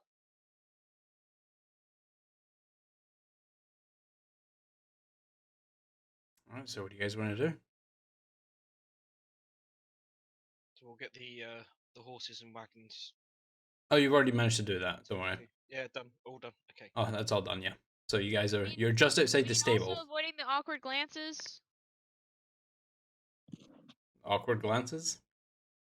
Well, yeah, I assume she was descriptive of, who was turning in the horses. You had to. Well, she would have described what you looked like and like what the horses looked like, but do you really think she would go into detail of the elven-looking individual who muttered something along the lines of "sexy Don't horse"? leave him alone with the horses. Okay, thanks.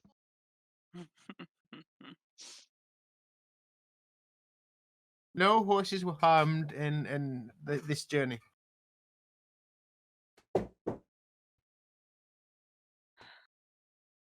I mean, I'm sure they inspect the horses when you hand them back to make sure there's no damage. You can mean, assume so, but Do the they check for horses emotional scars? the horses were taken inside the stable out of your line of sight to be inspected for molestation, I guess. Where they'll be safe. A safe space for the horse. Yeah, sure, they're safe space. Let's go with that because that's one thing that we absolutely need to add to Dungeons and Dragons. Ensure that all races have a safe space. No, not races, just the horses. Racist! How dare you! That grey horse, don't believe anything he says to you. He's a liar. Quick question, because I might have missed it. That Mhm. secondary stop that we made at one point, was that just like a short thing, or was that an overnight rest? Oh no, like I'll say you can get your long rests in again so everyone just take a long Okay. rest, get all of your expended spell slots and HP back, because it was several days for you to actually continue on the road and make your way to WestRuun. Okay. Thank you.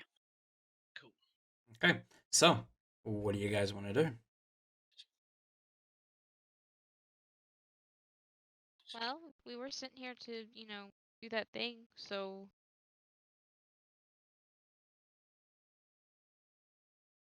Well, I look at Vic. I mean, you're I'm fully intending to find out if we can either intercept or preempt our little friends heading down from the north. But if But you let's guys, not forget our reason for coming here in the first place. Also, since I'm in a city now, I do have a question to ask. Vic, between you and Neftari, who's the better liar? mm,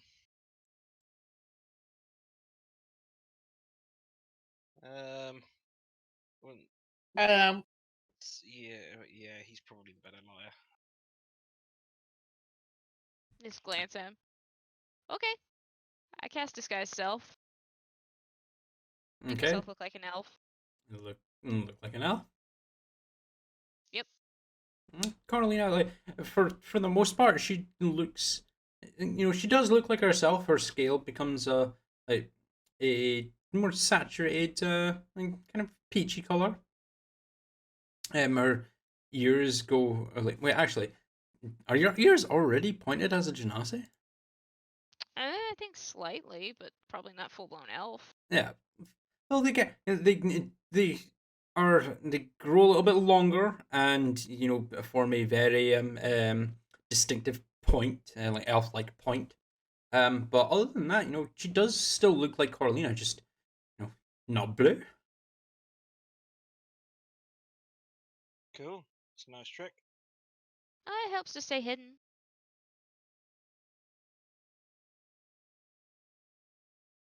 And, not stand out. Yeah. Doesn't always help in my case, but it's the pale skin and the dark hair and the slightly weird eyes that give me away. But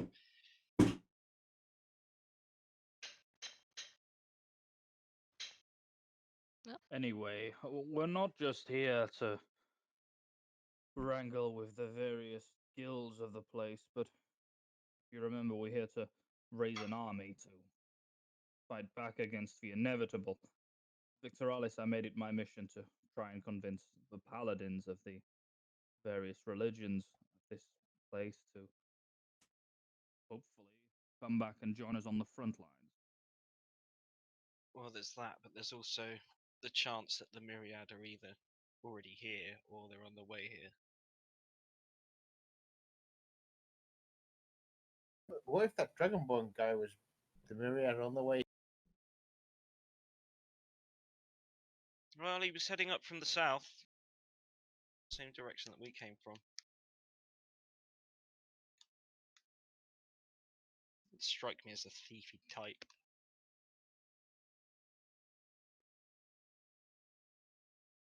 And surely that's the whole point of the thieves. The thieves Looks don't look can like be thieves. deceiving, though. Let's just say I've had a bit of schooling in such things, and yeah,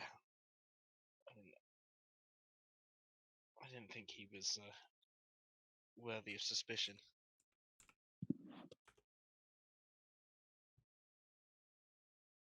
And that's exactly what a good thief would have you thinking. You may be right, Naftari. You may be right. Look at the guys at the museum. We trusted them, and then they turned out to be. Yeah, demons. Oh, that's something I forgot about. I meant to ask you. When the guy, basically, there was another you who went to join your father Mm-hmm. because the universe split. We're in a different timeline or something, a different dimension. Could there be another one of me somewhere? And what about the rest of us?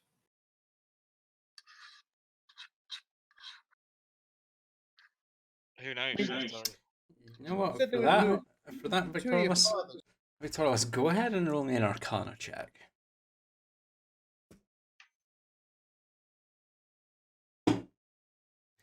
Fucking chair.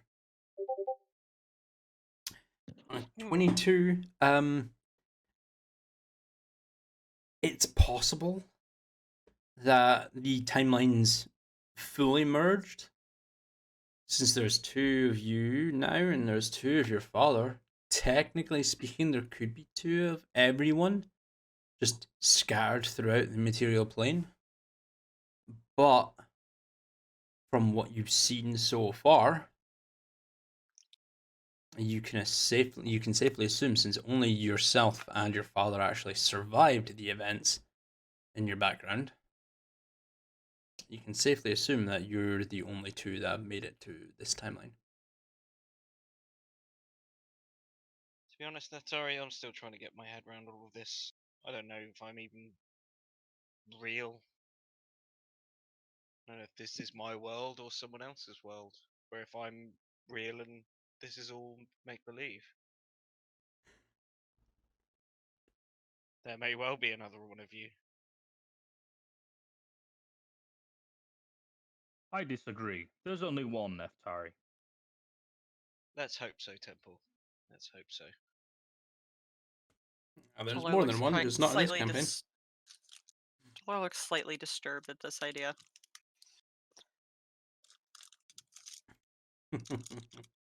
Right, so where are you guys heading to first?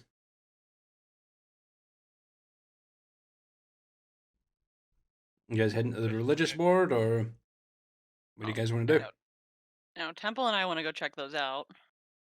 Talar wants to know if there's one dedicated to Saloon.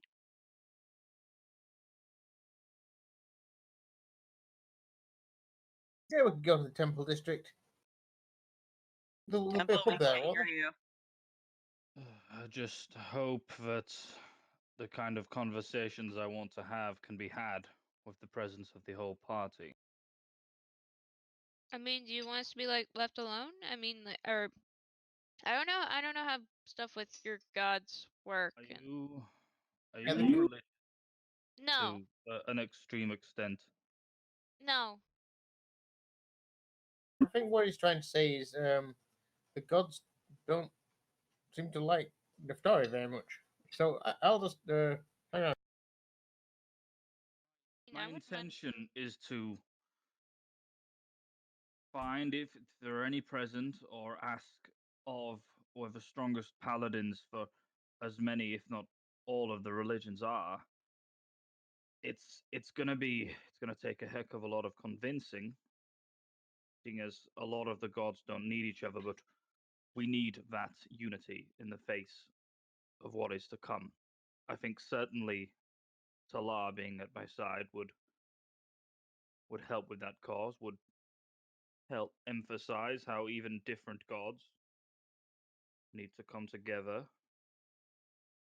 to stop the end of apparently all of reality. I'm not entirely sure. I mean, I'm sure the three of us can go off and do something while you go have talk with gods and such. So I am willing to come with.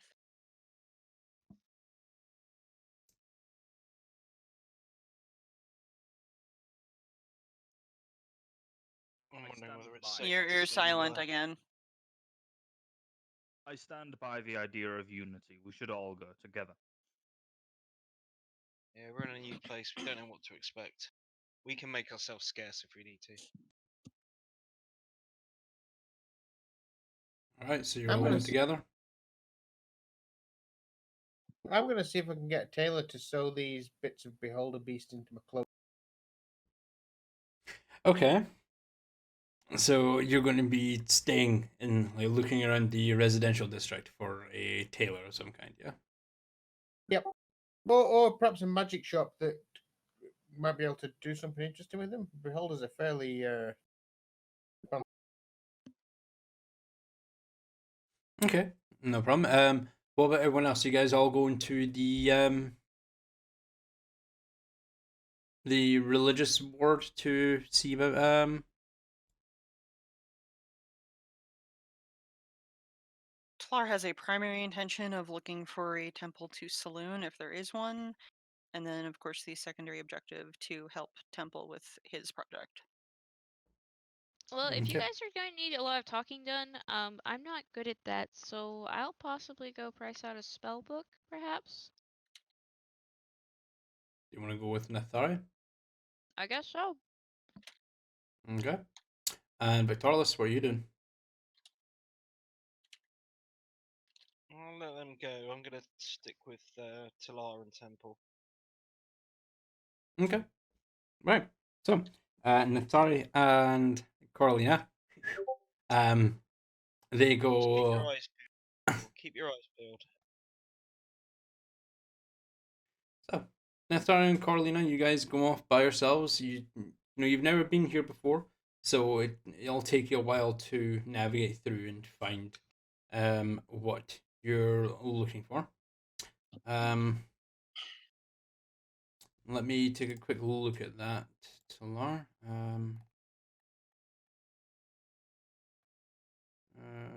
What level is that? Sorry. 6. 6th level. Uh.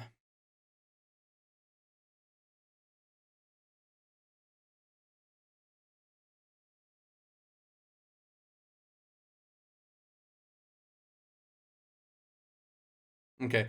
The second paragraph of that, you must designate a sanctuary by casting this spell within a location such as a temple dedicated to or strongly linked to your deity. You have not been in WestRuun, so you wouldn't have been able to cast this in a temple to Saloon here in WestRuun.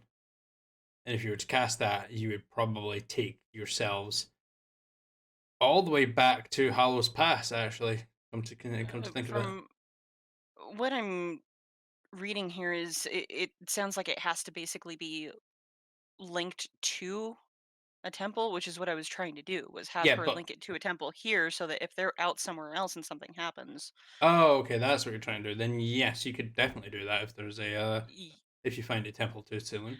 Absolutely. Right. That's what I was trying to do. Okay, Okay. Sorry to confuse you. that's all right. Right. So, I would initially like Talar Temple and Torlos to go ahead and roll me investigation checks as you begin to. Actually, no, perception checks. Perception checks as you begin to look around, trying to find Oops. temples. I mean, yeah, sure. Vic, go ahead and just roll a natural 20. Fuck's sake. Just having a look around. Oh, there's one to Bahamut. Oh, look, there's one to Sarn. Oh, look, there's one to Tiamat. Oh, look, there's one to Nerul. Oh, look, there's one to Saloon. Oh, look, there's one to, fuck him. Oh, I fucking hate all this shit. yeah, I don't even, I know all of the fucking gods of the multiverse. But yeah, no, you're like, basically, as you're walking around, a temple, There's you're a able to There's spot. a wispy god. There's an evil looking one. There's a spiky thing over there. I've got no interest in the fucking. I've got quite extensive studies in different religions specifically. Not maybe the ins and outs of every individual religion, but I know that Yeah, you know of a lot of the, you know about a lot of gods of the multiverse. Let's take a look here. And everyone in the Forgotten Realm.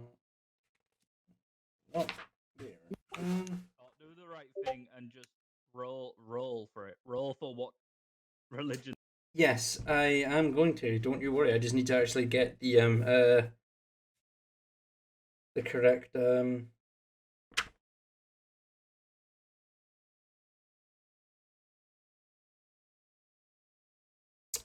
let's see. What would this be under? It'll just be under here. Got Tyrion in this chat.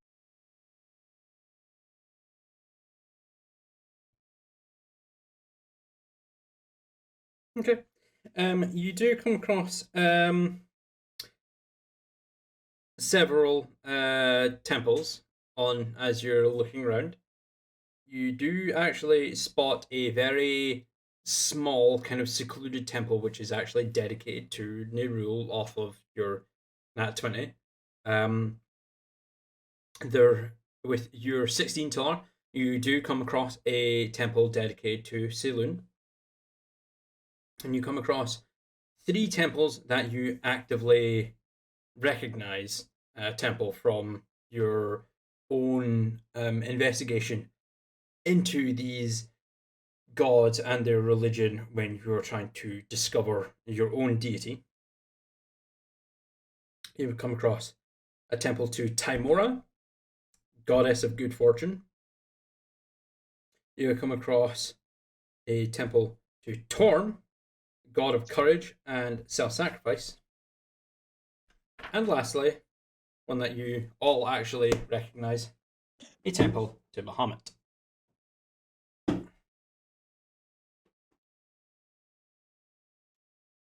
So, what would you guys like to do?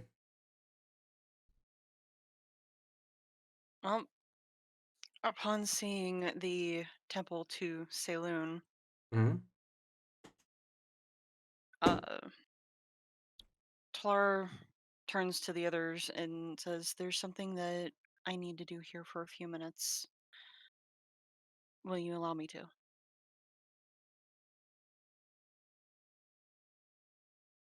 Yeah, take your time. I'm gonna go and I wouldn't check dream of out. standing in your way. Meanwhile, Victoralis, Hmm. why don't you join me in visiting the first true temple of Nerul, I should hope. Would you like me to join you when I am done? I'm not so sure about.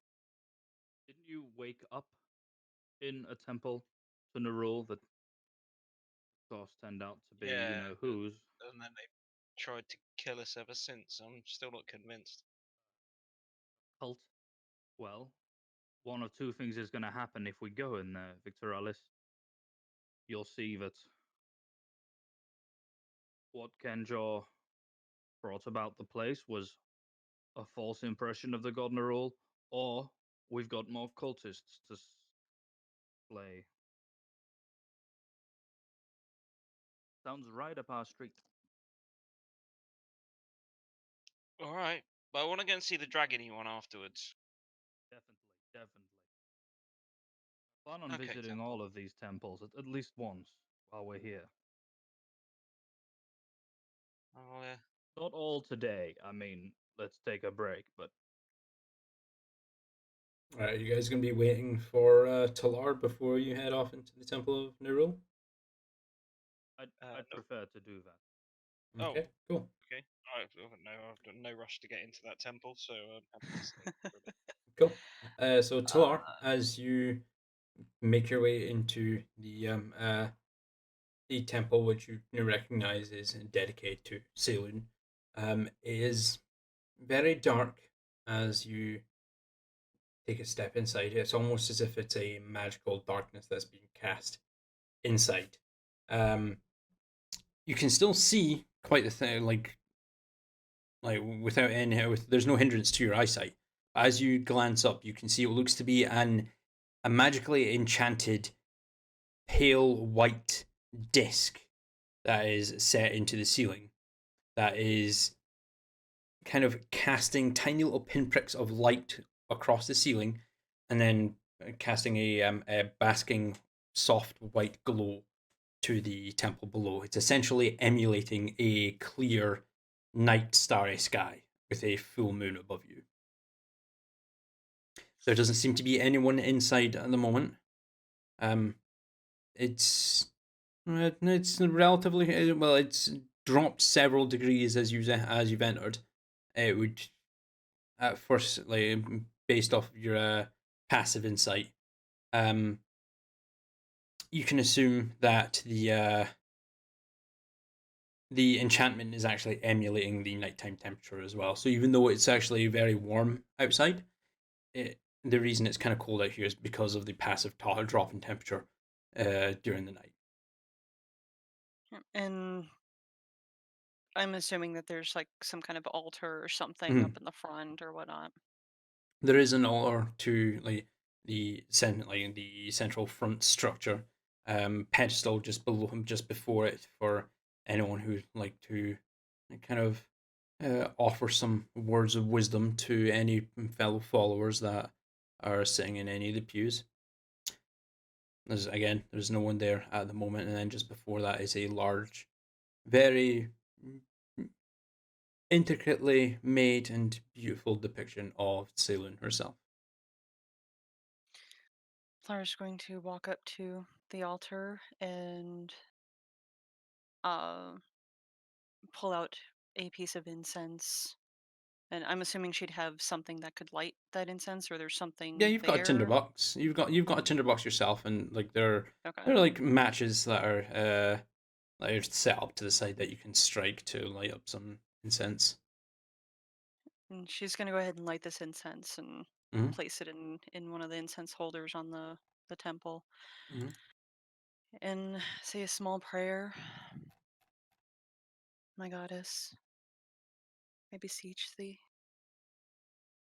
please continue to guide me on this path, and I will do everything I can to continue with what you have asked of me.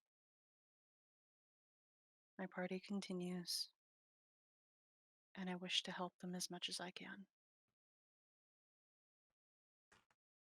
I ask that you will allow me to make this place a sanctuary, whereas if we are ever in trouble, we may come here instantly. Blessed be my goddess. Go ahead and roll me a religion check at advantage, please.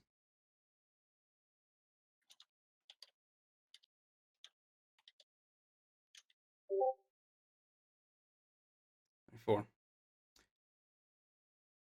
You feel a gentle warmth being emitted from your holy symbol that's kind of that is wrapped around your neck. There's a soft glow that emits from it for just a moment, and before you don't see or hear anything. You feel in the back of your head a soft wave of confidence that you would be offered this sanctuary if you require it. I need you to call high or low, please. Low. Low. As you turn around, you feel a weight suddenly hit you.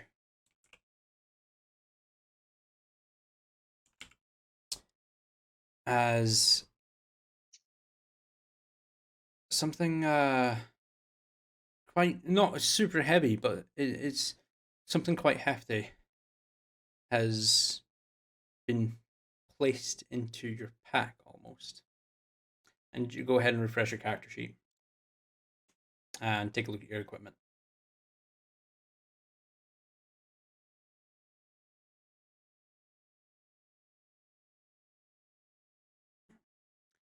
As you open up your backpack and take a look inside, you see it's not small. It's like about half the size of a tennis ball, really. So about actually no, probably just a little bit smaller than a tennis ball, but it is a very kind of what's the word I'm looking for? Iridescent kind of gem. As you take out your backpack and like hold it up to the light, you can see multiple different rays of cascading light refract um, off of the surface and through the gem itself. And there's an almost immediate recognition when you look upon this gem, especially in this hallowed place. It's going to take you a proper night of research, dedication, prayer to actually understand what this truly is. But this could potentially be the beginning of something far greater that your God hasn't planned for you.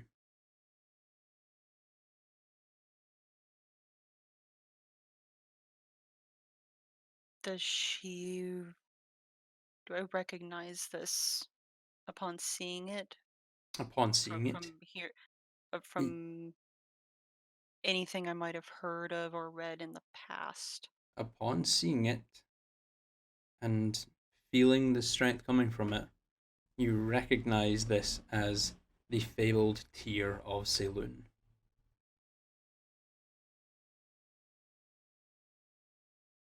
She's going to turn back around to the temple, or to the altar. She drops to her knees.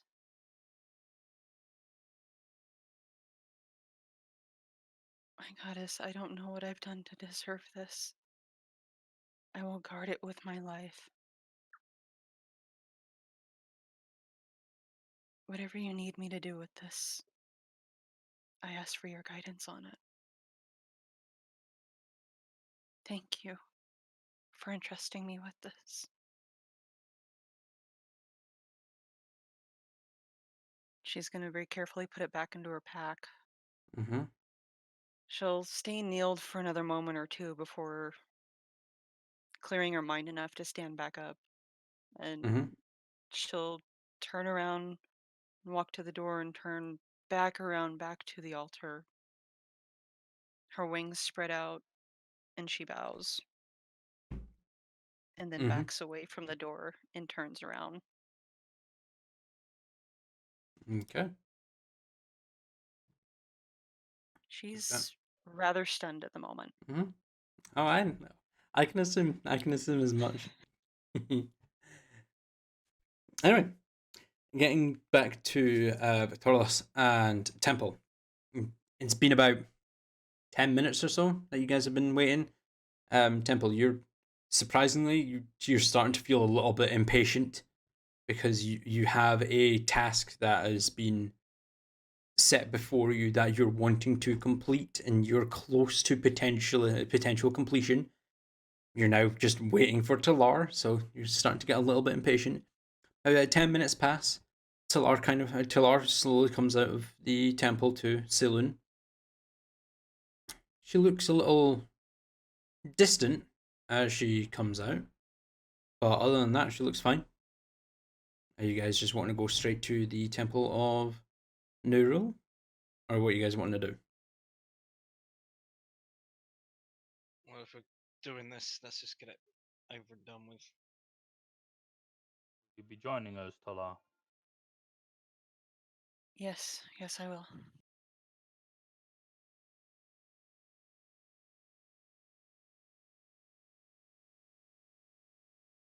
Rule it is. Okay. As you guys you turn around temple, you take the lead and make your way towards the smaller temple. It is basically just like it's not a full-fledged temple like you've seen for like Bahamut or Tulun. It is rather small when you enter. There's only like enough room for like 4 rows of single pews with a very, very small effigy to Nurul at the back with a single altar for a potential speaker.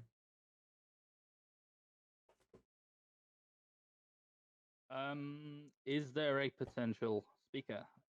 There is I'm nobody looking around. here at the I'm moment. looking for people. There is no one inside at the moment, unfortunately. This isn't creepy at all. Inside, it is very dark. It kind of feels damp. There is 2 kind of deep purple lanterns set up at the entrance, and one overhead the small effigy, which is casting a soft glow over the interior. You feel Temple. You feel a sense of desire, but a sense of urgency.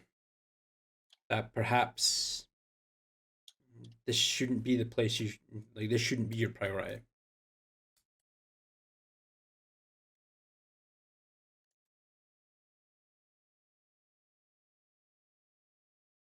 I'm not here to speak to my god. I can speak to my god whenever I need to. I have that faith. I'm here for fighters, for people who can join us. And as you can see, Victor Alice, there is nobody here. So, Bahamut or a round of drinks? Your call. Now you do recall you did see a temple to Timora and to Torm as well. Oh, I've written that down.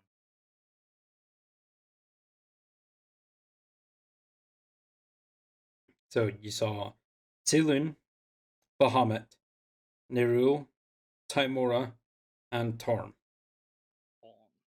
Yeah, so that's TORM, Tango Oscar Romeo Mike for Torm. And Timora is Tango Yankee Mike Oscar Romeo Alpha, Timora. And she is the goddess of good fortune. Victor Alice, I'm indifferent of the gods. Perhaps you are, perhaps you aren't, but we could head to a temple of Bahamut. You know, of course, who Bahamut is. We could head to a temple of good fortune, maybe if that's how you're feeling, or we could go where courage and self-sacrifice lie. that's probably our best bet to find fighters. But maybe luck will help us in that regard. Well, I just want to check on my dragon.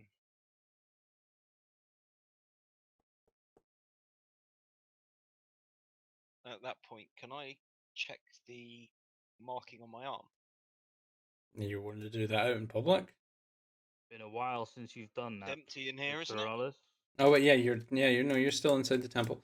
Sorry, I thought you made mention of leaving. Yeah, no, you can do that if you like.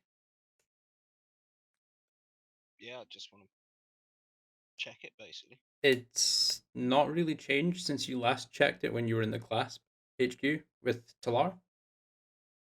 Okay, still there though. Still there, yeah. Yeah, I want to go and check on my dragon. I'm going to talk to Bahamut. I Then think that would be a good today, idea. Bahamut is. I've been meaning to thank him for saving my life. Let's go over there because it's fucking creepy in here. I Okay. don't like it.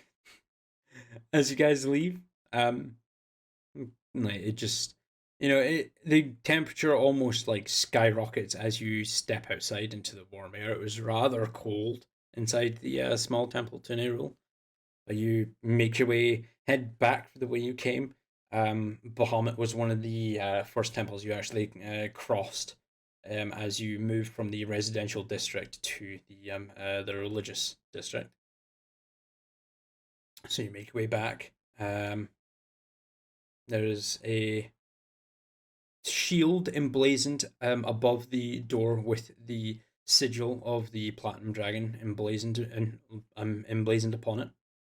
And as you step inside, there is it's not packed, but it is there are several individuals in a kind of deep blue hooded cloak. Most cloaks are up over their head, kind of just sat in the pews, hands clenched together, heads kind of bowed down in prayer. At the far back of the temple, there is a large statue depiction of the Platinum Dragon himself before a pedestal where there is actually a man of the cloth, from what you can assume. There at the pedestal again, his hands clasped together, head kind of bowed down in silent prayer himself. As you kind of walk over, you can see the rays of light that are flooding through the windows on the side kind of shimmer and change color. And as you glance up, you can see a colored depiction of the platinum dragon throughout the stained glass on the eastern side of the temple as you pass through. Does the stained glass tell a story of any kind? It does not actually tell a story. It's just a full blown colored depiction of Bahamut. Most statues are just a very simple rendition of a sitting or kind of um laying down depiction of the platinum dragon. This is a full colored depiction of Bahamut in flight. And you can see the deep kind of deep blue with hints of silver platinum color of his scales with his almost pale gold underbelly. As it looks to be sailing across the gold and pink flecked waves of the astral sea.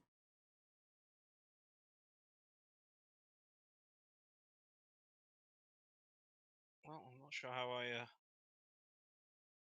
talk to the big man if I can, but that guy over there looks like he knows what he's doing. I'm going to walk up to the guy who's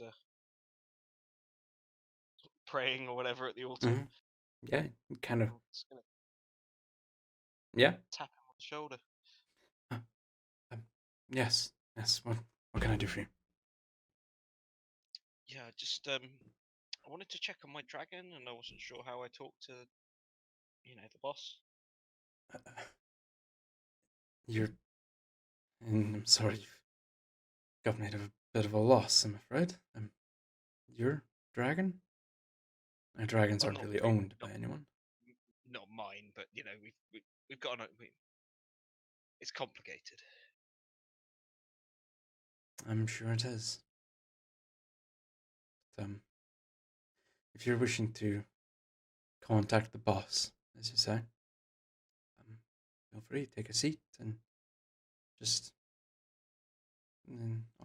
offer him a silent prayer in his name. If he's with you,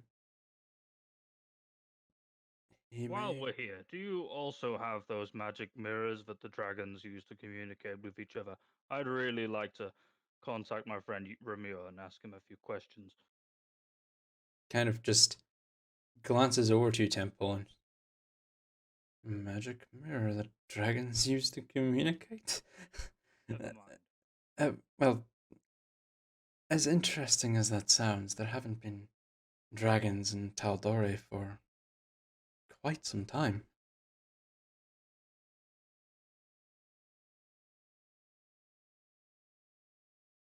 But Okay. They're not here, but I'd like to have a chat with them anyway. feel free, take a seat, offer a prayer. If you're lucky, he may come to you. And he kind of just glances away, closes his eyes, and goes back to his own silent prayer stood at the pedestal. Doralis, Yeah. might be your time to do as he says. Don't picture Bahamut. Don't envision the statue. Look within yourself. If he's there, you listen.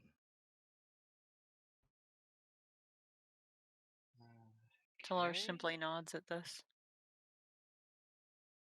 I sort of awkwardly rearrange myself unnecessarily and take a seat. Mm-hmm. I'm just gonna kind of lower my head and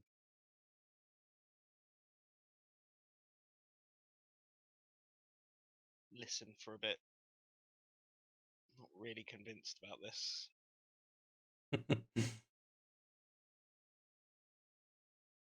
I sort of again awkwardly kind of put my hands together in a clasp.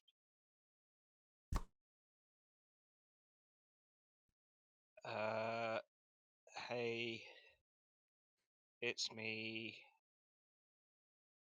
Just wanted to check everything's okay back home. I hope you're all still alive. Amen. I'm sorry. Go ahead and roll me a D100, please. Oh my fucking god. Sounds about right. As you kind of close your eyes and kind of just whisper this, since everyone else is being completely silent, you just feel weird just saying it in your head. You kind of whisper it. It's really quietly, so that only you could hear. But as you finish and open your eyes, you glance over to Temple and Talar, and they are both frozen there, completely still. You look over to the individual that you spoke to, who's at the altar. You see that he's in the middle of mouthing his silent prayer, and he seems to be mid-syllable and is frozen there. Before you hear soft footsteps behind you. As you glance over your shoulder, you can see the tall, kind of unkemptly dressed elderly individual with the long flowing silver hair and beard, his hands kind of clasped together, walking towards you. That wasn't the best of prayers, Victorious, but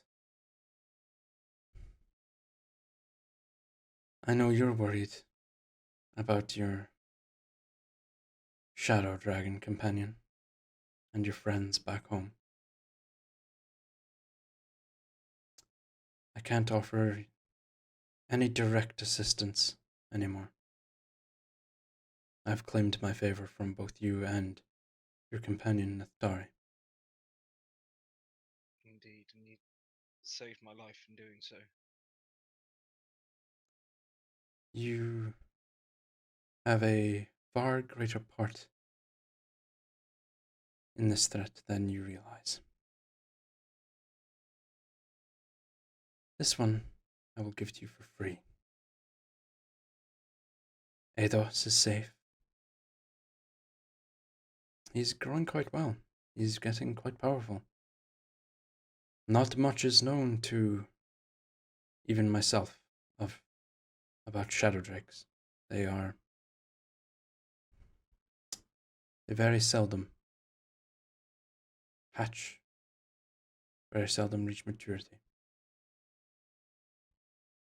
But he is growing. He's growing well. Vermont is assisting Zane in his upbringing. And soon, if needed, he may be able to come to help you.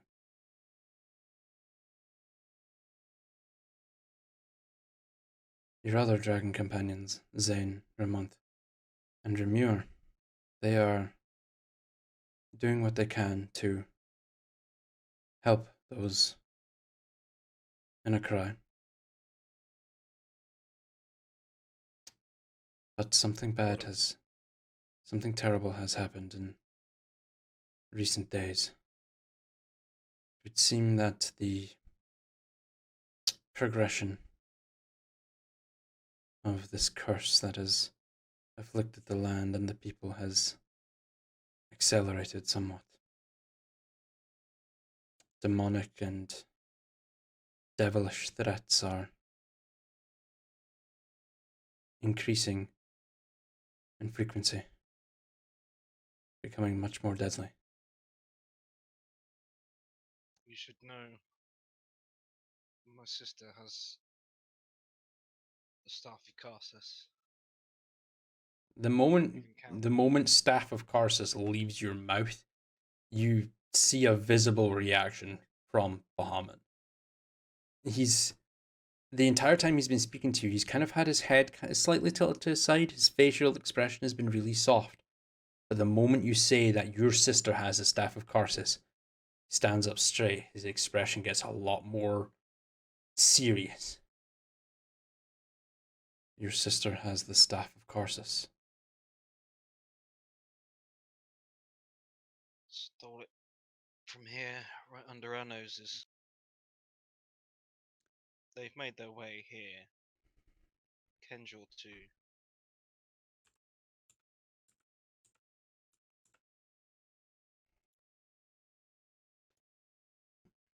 Now it is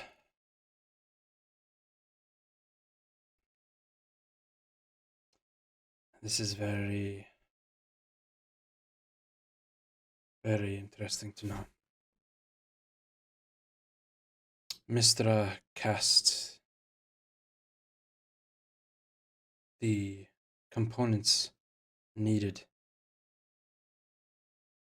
for that to the ends of the universe.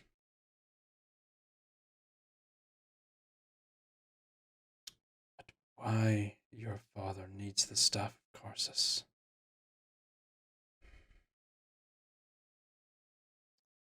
I will inform the others. Make sure that they're as safe as I can possibly get them. Should you see another version of me, don't trust him.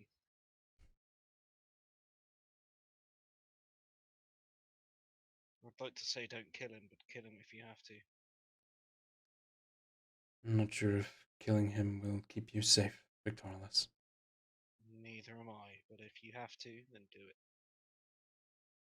I cannot interfere with the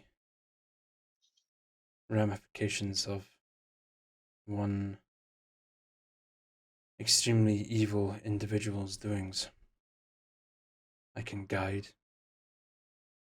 I can assist, but I cannot directly intervene.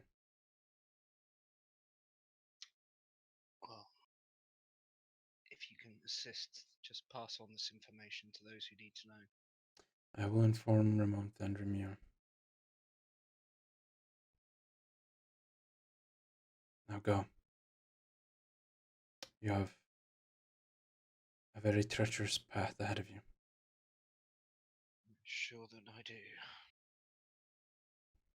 Stay safe, my son. And he takes one step back, disappears into the platinum light that is flowing through the window, and everyone starts moving again. For Temple and Talar, it's like no time has passed. It is like this all happened in an instant. And I'm going to stand up, bolt upright. Okay, we're all good. Let's get the fuck out of here.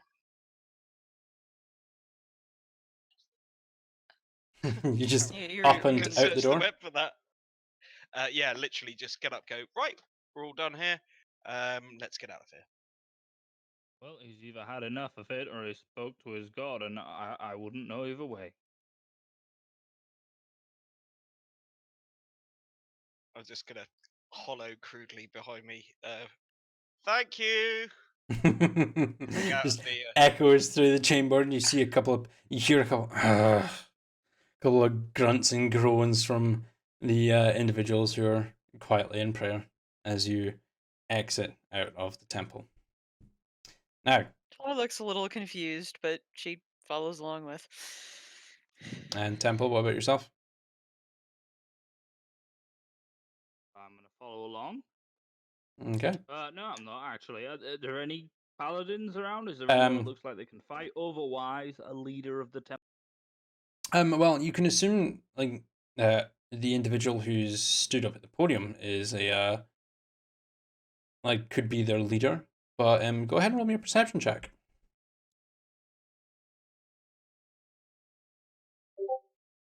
Unnatural 20. Yeah, there is an individual at the back, dressed in like deep grey plate mail armor, a long sword, kind of like they've in their hands gripped at the pommel, the tip resting on the floor, and as you glance up, you can see what looks to be a bronze scaled colored face looking back at you through a helmet.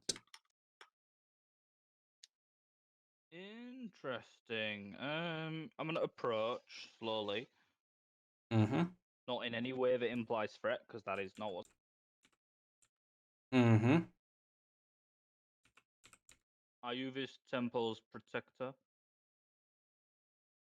The figure just looks to you, gives you a single nod.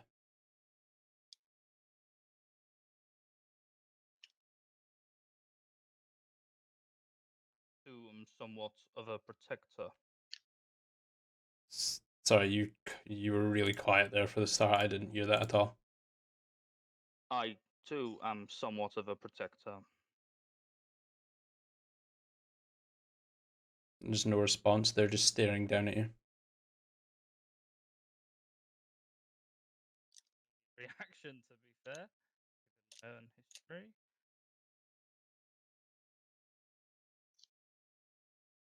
My temple was destroyed. I failed to protect it.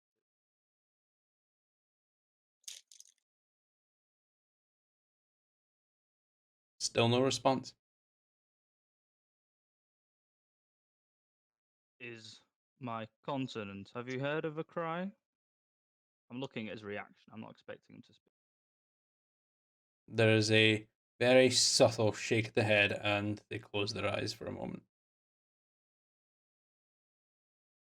I'm gonna give him a moment in case he's doing something other than closing his eyes. And he shook his head. Oh, shook their head, so I should say.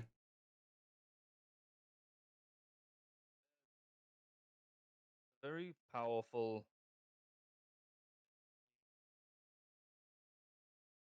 That wields an artifact you likely wouldn't believe me if I told you exists. They plan on destroying. You Everything. keep cutting out, Evelyn. Sorry. Like every few words, you just go completely silent, and you're even though you're still broadcasting on Discord.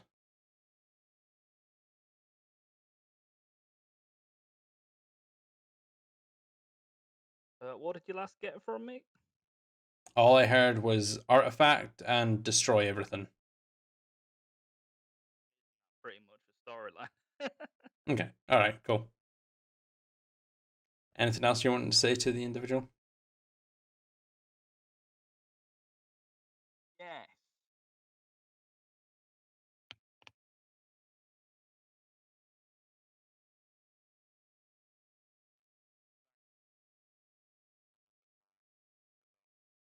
We're not hearing anything. No, you're completely Really? You're silent. hearing Yeah, nothing? you're- I'm no, you're right at the comp- microphone. Nothing. Yeah. No. It's. I don't know what it is, but every so often you'll be broadcasting, but it just will not pick up anything that you say. I've unplugged and replugged my microphone. Is this any better? It seems Right, to so be. far, yes. This is balmy. Okay. Sorry. Say that again, please. Yeah, I sort of lost my train of thought a little bit.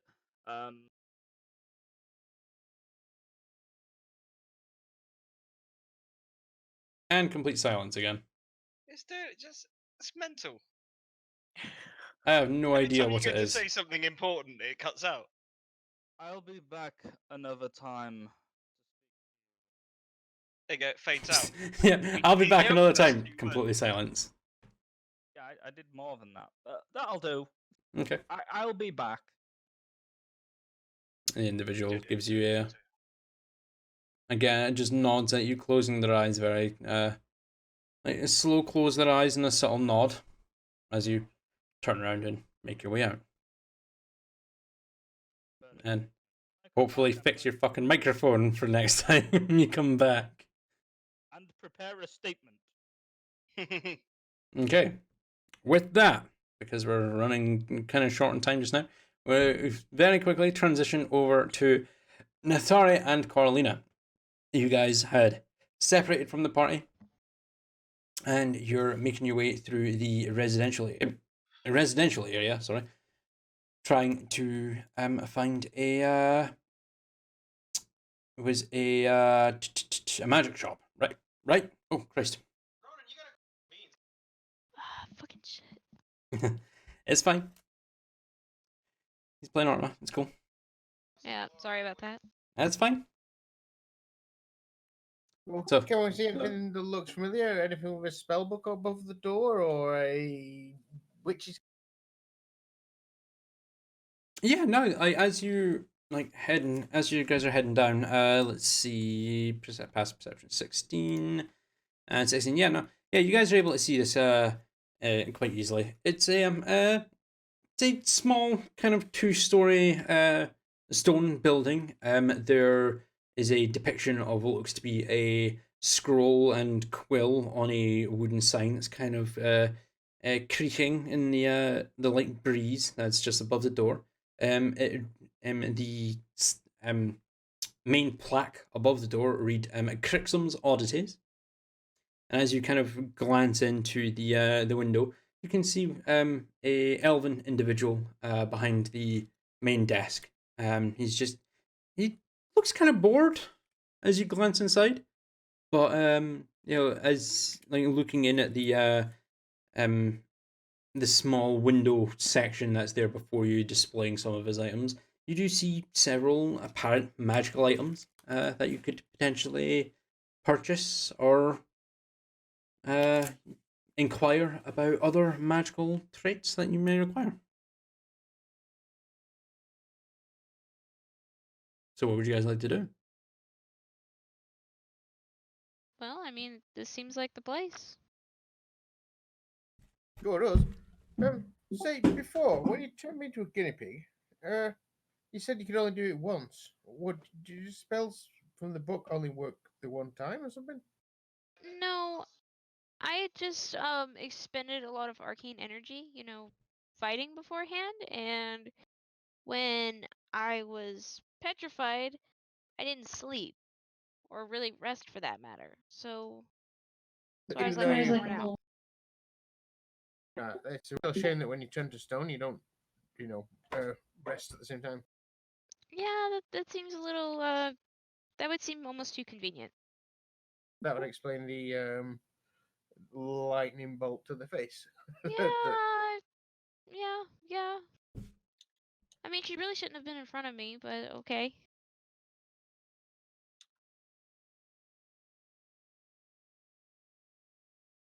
I guess we walk in. All right, cool. You guys head inside. It smells very familiar to you, Corlina. Actually, you can like pick up the very distinct scent of arcanic inks that are used in writing spells into your spellbook or the creation of spell scrolls. Very distinct smell of new, old, and burnt parchment, along with the smells and sounds of differing bubbling potions you can see in what looks to be a large cauldron that's just behind the front desk. The elven individual, every so often, as you've stepped in, you could see that he's just returned from giving the pot a very quick stir. As he kind of looks up to you all, like, "Ah, hello, welcome. My name is Crixum. What can I get for you today?" Well, I think we're mostly just looking around. You wouldn't happen to have any like empty spell books by chance, would you? Empty spellbooks. And why would you be looking for one of them? I see that you have one there with you at the moment. It seems to be quite all right. Yeah, but it never hurts to have a spare, right? Ah, very true, very true. If one were to lose, or if your spellbook, touch wood, were to be broken. Or if someone accidentally breaks it. Exactly. It's a good thing to have a spare, otherwise, you would not be able to cast your spells, would you not? I mean, nothing but cantrips, but yeah. Very true, very true. I can take a quick look into the back and see if there are any blank spell books available. If you just give me a few moments, please browse my wares. I will be right back.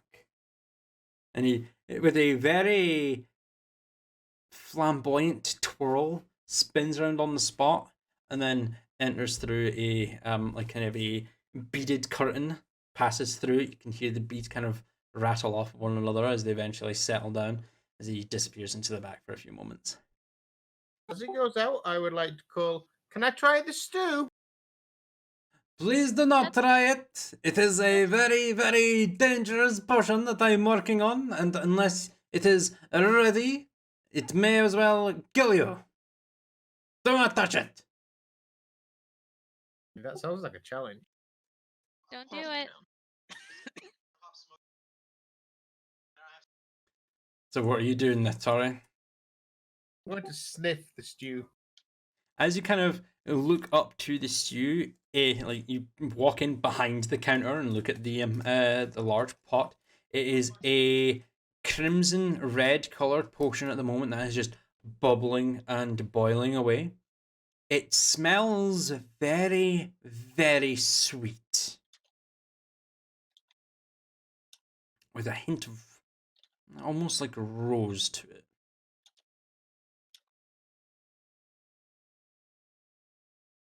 You could just try a tiny sip, couldn't Did you not hear him? He said no. it? Smells delicious, though. You've never fussed with alchemy before, have you? I'm a druid. You know what druid rituals are. We all have a big stew. Everybody passes out and sees some amazing sights. Well, That As you're saying this, Netari, can you give me a perception check, please?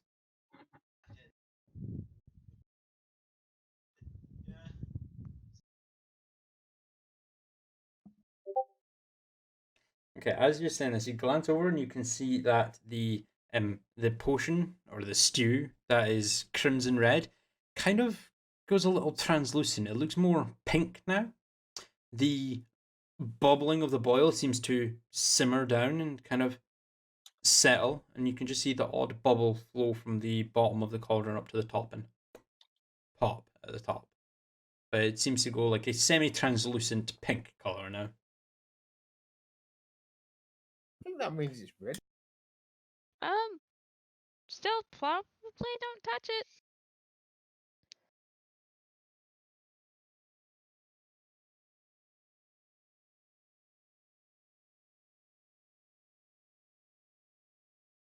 What are you going to do, Netari?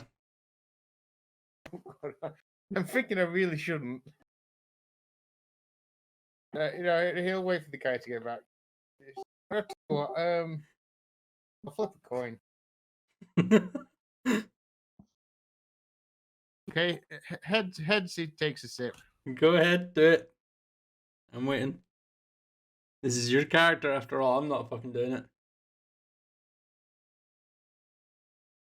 Shit, it's heads.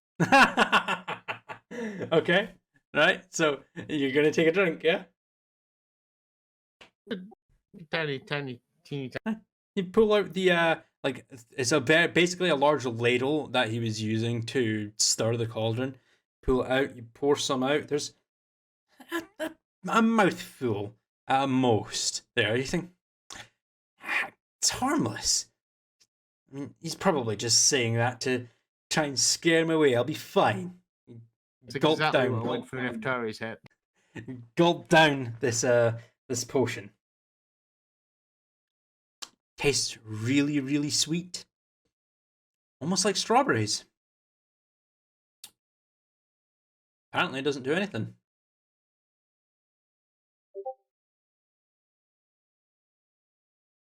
Yes, he told you. He's brewing up his dinner. Okay, as you say that, as you turn to Carolina,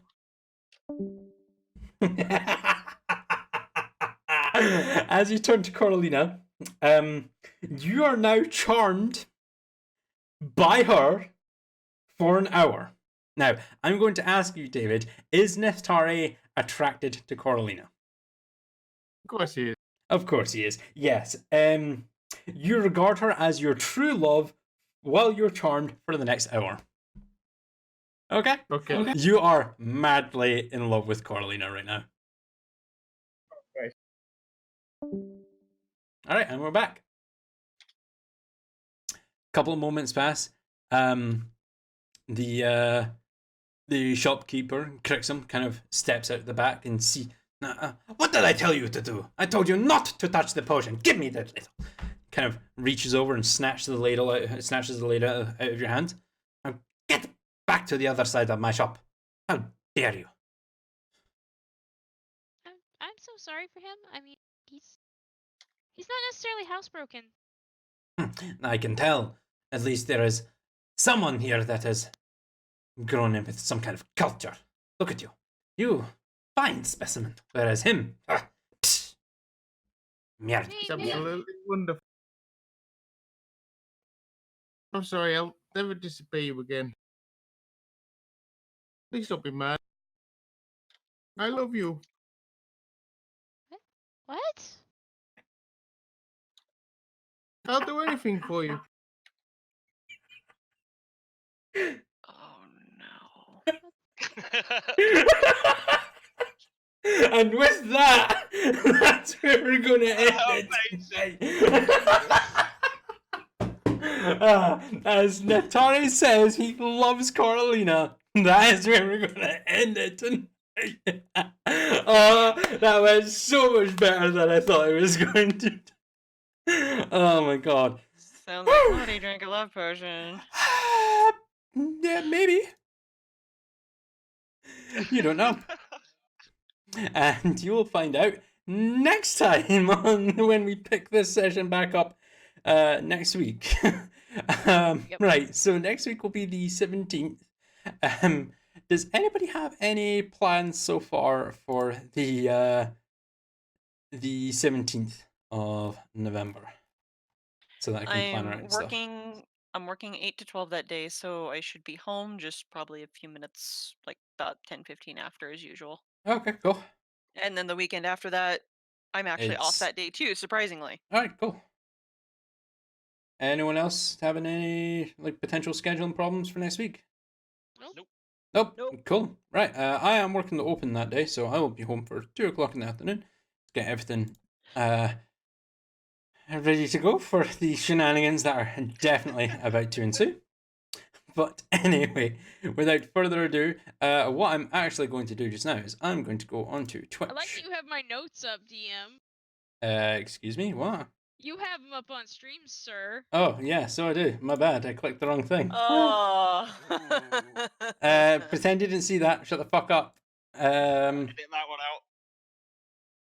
Yeah, I'll like censor it all out so that people can't actually read what you're saying. I clicked the wrong fucking one on I clicked the wrong Discord, alright? Leave me alone. Right, so we're going to go to I'm going to get my cup out of the way and we're going to go Dungeons and Dragons on Twitch, and we're going to go and take a look and see who is actually streaming at the moment. Aha, cool. Oh, yay. Are we rating? We will go and host someone else who is streaming a Roll20 D&D game at the moment. So anyway, I hope everyone that is tuned in has enjoyed this very interesting session of Dragons and Dungeons. Contraband, thank you very much for the 500 bits. Let's go, Kayla, Carolina. Yes, absolutely. Since you're no longer turned to a statue. But I sincerely hope that everyone has enjoyed this session of Dragons and Dungeons. I will be downloading the 13th session tonight, and we'll probably leave it to render tomorrow afternoon, because I've got work tomorrow afternoon. So I'll leave it to render throughout the day and then get the 13th session uploaded by tomorrow evening, and then I will get this session downloaded as soon as I can, as soon as it's available, get that rendered and uploaded to YouTube as well. But for now, I hope you have enjoyed, and we will catch you next week on the next session of Dragons and Dungeons. We hope you have a good weekend, adventurers. Goodbye.